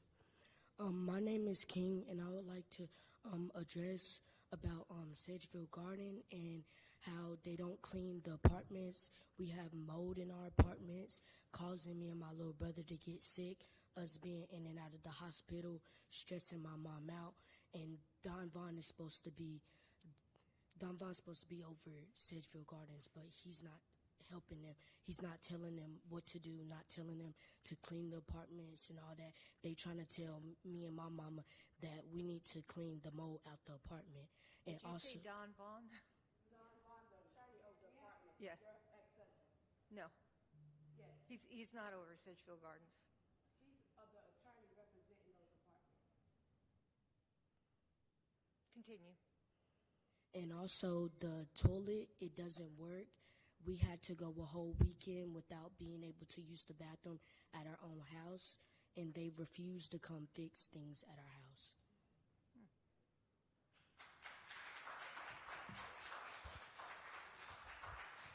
Yes, I'm Shandrika Malone, and as my kids stated, we are having issues with Sedgefield Garden Apartments.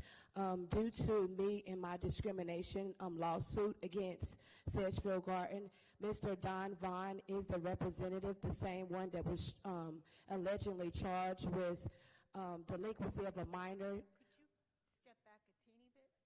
Oh, can you hear me okay now? I'm sorry. Okay.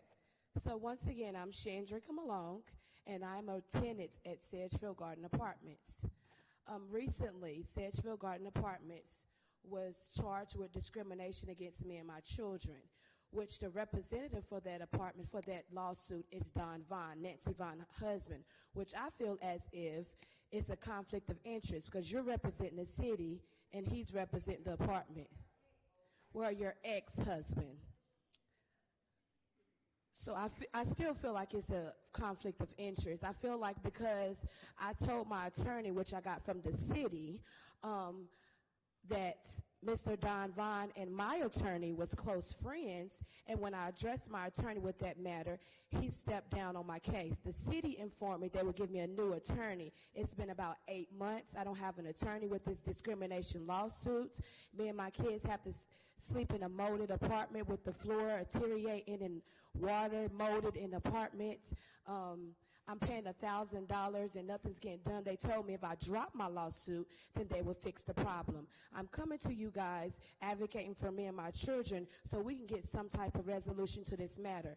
If there's a way that Mr. Chuck can reach back to me, I've been emailing you in reference to this matter, in reference to me getting an attorney. It's been 8 months since the last attorney resigned or said he would not represent me because he told me that him and Don Vaughn was close friends, and I informed him that I feel like that's a conflict of interest, and he told me that he didn't want to represent me anymore. The city told me I should just drop the case. I told them I refused to drop the case because they was discriminating against my children. So if you guys could please get me an attorney and please get this matter fixed. They did not want to renew my lease because I called the city and reported about the plumbing issues, also the mold and mildew issues. Thank you guys for your attention, and you guys have a great day.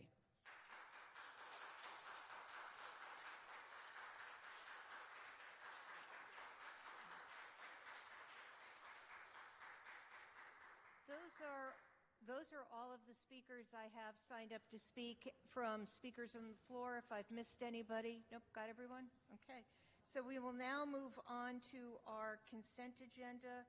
I believe I think Mrs. Hightower wanted on G1, items G1 through G13. Any other? Sharon. Yeah. No, she has a question on G1, which is a resolution to authorize a contract to the amount of $318,384 with Pull Construction Company, Inc. Madam Mayor, are we removing that from the consent, or is she just asking a question? It's on. What's going on? I'm sorry, Madam Mayor, are we removing that item from consent, or are we just asking a question? I'm trying to get ready clarity ask the from question. Sharon. Give me just a moment. Thank you very much. Thank you, Madam Mayor. It really may just be a question. What type of service is this? Is it professionals? Because I noticed there's no goals. I saw something in an email. Is it professional services, other services? I'm just a little concerned about a lot of confusion that comes out of the MWBE office lately, so I just want to get a clear understanding. There were no goals put on it. We don't do goals on professional services. Correct. Is this a professional service? Lead remediation is coming out of neighborhood development? In the broadest sense, it is. Specifically within the MWE world, we would call it other services. We typically separate out certain kinds of engineering and architectural services under the title professional. So we would have called this an other service, and we similarly do not set goals on those as well. Okay. Well, in previous past times, professional services, and we've been told by Griffin and Strong several times we can set goals on professional services. And so I hope we get more serious about doing that. I've asked for that for the last 6 years. It has not happened yet. We're coming out of another disparity study, so I'm hoping that gets done because when you read the utilization report, then initially it wasn't clear. I see you went back and changed some things because it said waive, and now you've removed the waive part of it. I'm glad it's a MBE doing the work. I just want to be clear on the type of service it is and why the goals were not set, and I want to ask that out loud. So I'll let it go for now.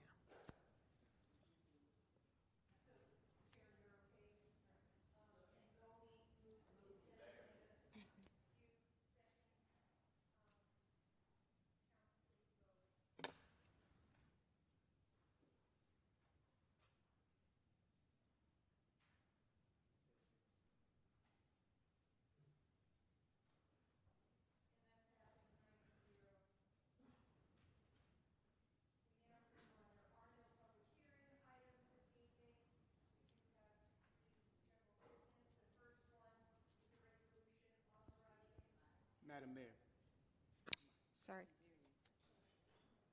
The item I.1 is a resolution authorizing the purchase of the entire property located at 102 Pomona Drive from BLG Properties LLC for the amount of $1,200,000 for fire and life safety office building. Second. Moved by Mr. Matheny, and I think I heard a second by Tammy. Either one. All right, Hugh Tammy. I mean, Zach Tammy. Oh my gosh. Council, please vote.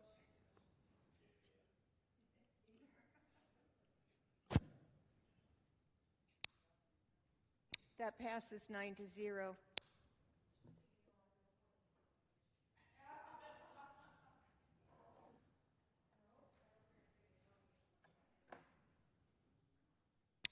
Resolution approving fire department to utilize design build alternate delivery method for the design and renovation of fire station 810, an additional station to be named once funding is identified. Okay. You can. Mayor, can I get a presentation on this? You can, but it'll be moved by Mary Kay, seconded by Yeah, Vice that's Pro Tem. fine, but I'd like to have a understand a little bit more on and the design and renovation and the design bill. How was that chosen? Is the chief here? Thought I saw him earlier. Yes, ma'am. I'll ask Chief Robinson to Oh, comment. okay. I thought I saw him earlier.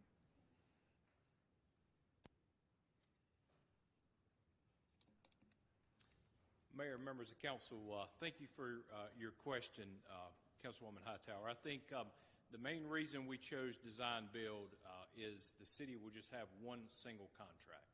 So currently Fire Station 14 is under a design build. That's our current project out on Summit Avenue. A couple of reasons that we chose design build, that is our preferred method. Essentially, it is a shorter time frame for us. So we're going to have to vacate the fire station, so there'll be no fire truck in that district. So we're looking for alternative places to put that fire truck. So it's a step process. This is step number 1. Step number 2, we will set our MWBE goals for the process once the contractor is selected. So the design build is all under one contractor, and it actually gives that contractor a little more time to work with subcontractors to meet the goals that we set. Our goals for Fire Station 14 are pretty good. I think the manager's office has what was set. We've exceeded, I think it was 35%. 10% was pre-construction with United Maintenance for the Protege program, and we had 17% MBE and 18% WBE. The project goals were 16 and 16. I thought I saw where there was more than one station. It's listed here, right? That is correct. The original money was for us to refurbish 4 fire stations. Due to construction costs, we think we're only going to be able to do 3. So we're starting at Station 14 on Summit Avenue, then we'll move to Station 8 on Coliseum, Station 10 on Gate City, and the 4th station, I'm a little worried that we're going to run out of money before we get to the 4th one, but it was scheduled to be the Pisgah Church Road Fire Station. Okay. Thank you for the explanation. And because I was just wondering with the design bill, we don't pre-select a contractor. That's correct. Okay. We will go out to bid, have RFQs, and folks come in and do presentations. We'll have a board set up to review those. MWB office will be involved in that. We'll select that contractor, then we'll go to goal setting. All right. Perfect. Thank you, Chief. Sharon, does that answer your question? Okay. Council, please vote. Chief Robinson knew what to say.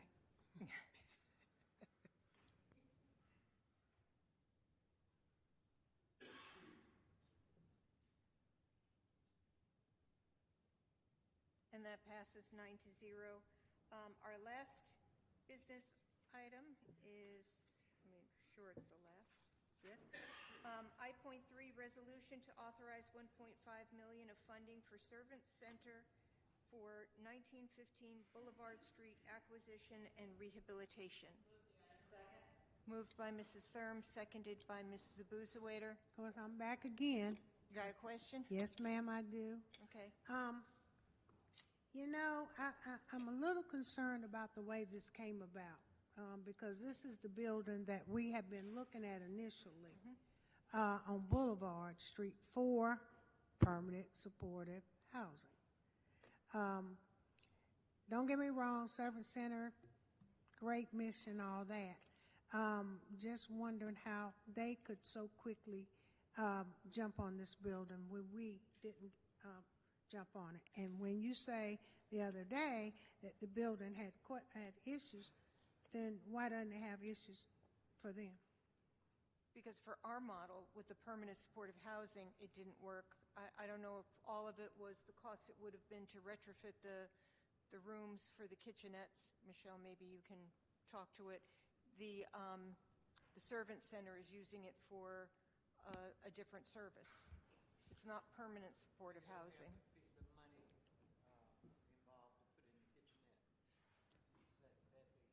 So the original model for PSH conversion was not a viable model, but we've been in conversation with Shanna Reese from the Servant Center for quite a few months now, and I'll ask Shanna if she wants to come up. She can talk a little bit about why it was a good fit for her project versus the initial one. Certainly, if it was a good fit, we wouldn't have let that building go. I mean, we looked at it before Servant Center did, and the realtor didn't start showing it until Servant Center until we passed on it. Right, because I know we had one conversation or so, and then the next thing I know, this popped up. So I don't know what happened from that point to this point, and that concerns me because there's a lot of stuff that goes on that somebody talked about tonight that's not transparent. So that was why I was asking the question. The other question I'm asking around the CDBG money that's being utilized for this project, what is that money going to? And Shannon, you can go ahead and talk about your project, but I have a question about CDBG funds after you finish. Yes, ma'am. Shanna Reese, 559 Orchard Ridge Lane. Thank you for having me, City Council, Mayor Vaughn. The project kind of has had several different lives. We originally got some grant money to convert our servant house, which is 21 beds for homeless disabled veterans, into 21 individual rooms and bathrooms in response to COVID. And as we were going through that kind of process, we found out that the city was buying the church where most of my staff are at. And so we realized we couldn't move everybody on that property. That property's too small for everybody to fit there. And we got a recommendation to look at the Holden Heights project or the building to see if it would fit for that need, and it would. And we ended up realizing we had 11 extra beds. And there's a whole lot of conversation. As you all know, there are people with medical needs staying in the hospital that are experiencing homelessness, have nowhere to go, or people being put at Center City Park. So we realized that would be the perfect opportunity to bring medical respite to Greensboro. We don't have anything like that here. And if you look at the statistics, the aging population of those experiencing homelessness is expected to triple by like 2030. So we just thought it was a perfect way to meet the needs of the veterans and to meet the needs of the community with our the situation with those folks experiencing homelessness now that need somewhere to go, and especially those with medical needs. We currently have pretty much a medical respite model for the veterans we serve anyway, so it's not a big stretch. And the beauty of this project is with Medicaid expansion, the operational costs will be covered. So we will not be coming back to the city or anybody else for those kind of costs to be covered. It will be taken care of. And the building just fit our needs. It just made sense for us, and it will fit all the staff. We'll end up with 43 beds between the veterans and the medical respite beds. And then the downstairs has a full kitchen and everything that we need to operate. So it just seems like a beautiful fit. So I think I read something. Maybe I'm trying. You're not going to address any families, though, just the veterans. It'll be for individuals because it'll be individual beds. Mm-hmm. Okay. It'll be individuals. Men and women or just men and women? Mm-hmm. Okay, men and women. Mm-hmm. Yes, okay. ma'am. Good. Yes, okay. ma'am. Okay. I know we talk about a lot COC meetings and yes, other we places, do. and we've talked about medical respite. Yes, ma'am. With Cone and others. So. Yes, ma'am. Okay. All right. All right. Thank you for what you do. Yeah. You're helping some friends of ours that I know I had that were living in the park. Yeah. I'm glad that the city could act fast on this. The city can act fast when they have a partner that is ready to go. We're ready. So hopefully this passes and you can get going. That's what I want to see too. Yep. Well, we do have a motion and a second on the floor, so council, please vote. Yeah, I'm gonna give it to Shanna. She knows what to do. That passes 9-0. I still had a question on the CDBG money. Thank you for waiting. Now that we've spent this CDBG money, where's the rest of the money? What other money's out there? If we got CDBG money for this, do we have CDBG money for other projects? Will this give us money for other projects? Councilwoman Hightower, we'll be happy to put together a breakdown of CDBG funding, where it's allocated now, what remains, and get that to y'all as soon as possible. All right. Yeah, I'd like to see where that's headed. Thank you.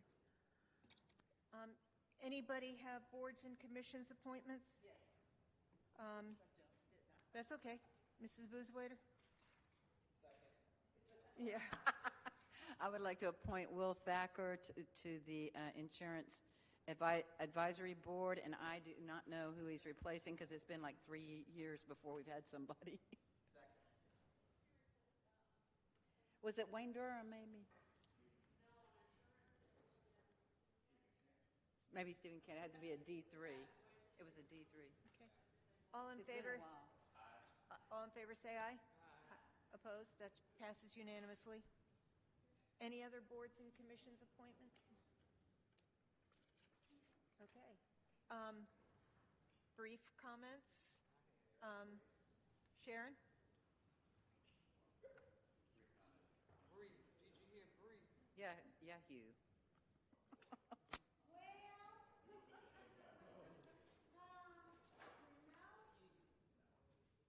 You know, if you want to pass, that's okay too. I'll pass for the moment. You are all right, Goldie.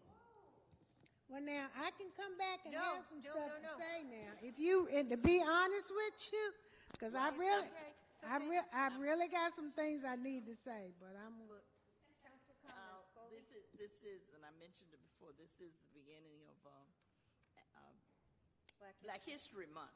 And so I attended the A&T4 breakfast the other morning and then heard Dr. Ben Chavis, who was in our city. And I want to applaud the Civil Rights Center and Museum for bringing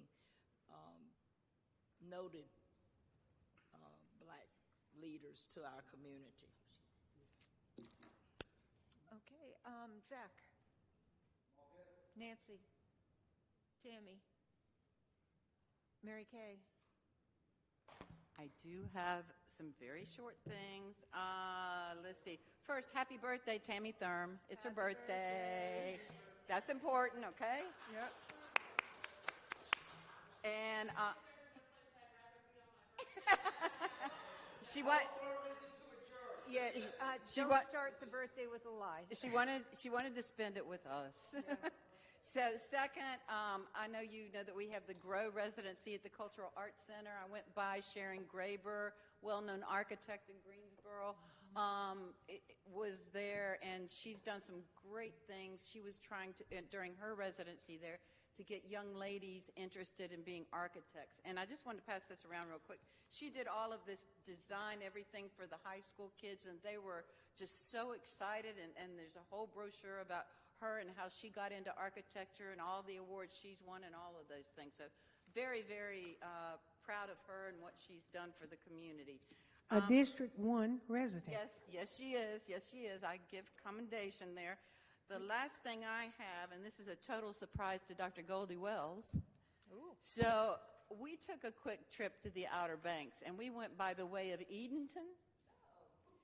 And we have pictures of the home that Goldie Wells grew up in, and we stopped by there and took pictures, and it's so exciting because it has there it is. It's on your screen, or on your presentation on your monitor.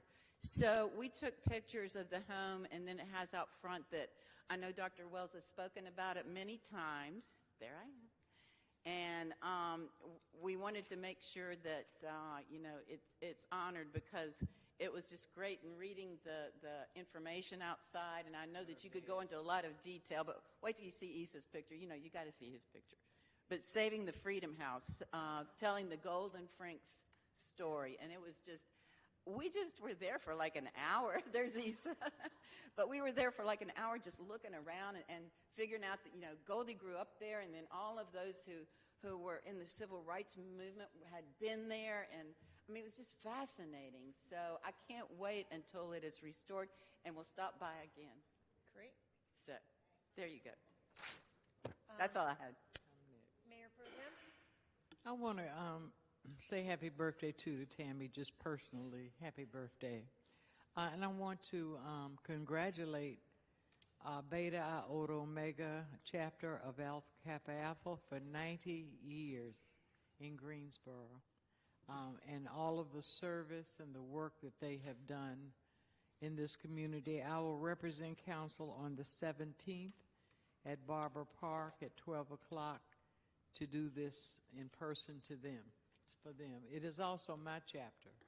Beta Iota Omega is the chapter that I was inducted into over 50 years ago. So that was all I have. Okay. Hugh? Thank you, Madam Mayor. A couple of things here. One is several of us from council had the honor of attending the funeral of David Dansby, who passed just recently. It was a special service. He was a local attorney, activist, Dudley High School graduate, UNC Chapel Hill. He was the first African American to receive an undergraduate degree at UNC Chapel Hill, and it was an honor to be there at his service. Also, recently we lost from the City of Greensboro one of our city employees, Mr. Terrace McKinnon, and his service was down at the Brown Funeral Home. I know that Councilmember Mary Kay was there also, and it was a very moving service. Lots of family, lots of friends, lots of stories. His wife Melissa, his brother Reggie. It was a very, very special occasion. Mary Kay and I also attended the human trafficking event held by the Human Rights Division, IAC, and also the Family Service of the Piedmont to focus the attention on what the issue and the impact of human trafficking in our community. And there were wonderful, wonderful words were spoken, and a lot of action came from that. It is Black History Month, and this past weekend I had the opportunity to attend the Black Business Expo out at the Lewis Recreation Center. Lots of Black businesses were there. There's lots of sales, and it was just a good event to kick off Black History Month. And I'll say, Tammy, again, happy birthday to you. And I'll also say happy birthday to our grandson, Hudson, who celebrated his first birthday on January 26th. Very cool. Thank you, Madam Mayor. Thank you. Just two quick things. I was able to do the Ronald McNair Memorial Luncheon. I think it was the 38th memorial since his death. And, you know, he is a true American hero. And, you know, as you drive down East Market Street, you see that building with his name on it. And all the things that he was able to accomplish in his short life, I think he was 36 years old when he perished, is just absolutely amazing. And he is somebody for everyone to look up to. Just as a side note, Ty and I were in D.C. We went to the U.S. Conference of Mayors, and there were a number of really, really good panel discussions. And I tend to go most to the public safety ones because that really seems to be our biggest challenge at the moment. But one of the panels was on anti-Semitism and Islamophobia. And without a doubt, it was the largest attended panel discussion in the whole entire conference. Cities across the country are dealing with the same issues that we are. And I was able to speak for a couple minutes, and I talked about the resolution that Tammy and Mary Kay wrote, and how we had one Palestinian member of our council and a Jewish member of our council come together and write this resolution. And so I said, you know, if you want a copy of it, you know, give me your email address, I'll get it to you. And they were like, nope, we got it right here. So it was funny how quick they were able to pick it up through the city's website, and I think your resolution will be going around the country because there were an awful lot of mayors there who wanted an option to what was being proposed, and they liked the story of the way this was written. So that is probably going around. Mr. City Manager? Outside of the fact that we have Council Annual Strategic Session on February 15 and 16, next week, Thursday and Friday at Bennett College. Yes. Yep, next week. And we will be providing to you, hopefully on Friday, some advanced reading just to prepare you for the strategic session. Thank you. And we have a work session next week. We do have. There is a work session on February 19th. February Yes. 19th. Okay. And Yes. that will be a very important It will be one. focused on the Coliseum Tanga vendor management as well as the implementation of the Small Business Yeah, that Enterprise is a Program. Monday. And this will be the work session that we have prior on our first meeting in March. We should have the contract for the Coliseum. So this will be the work session dealing with that. So it's important. And the SBE will be on it, which Sharon has been working for. Mr. City Attorney? I have nothing. Nothing. Do I have a motion? All right, all in favor say aye. All right, we are adjourned.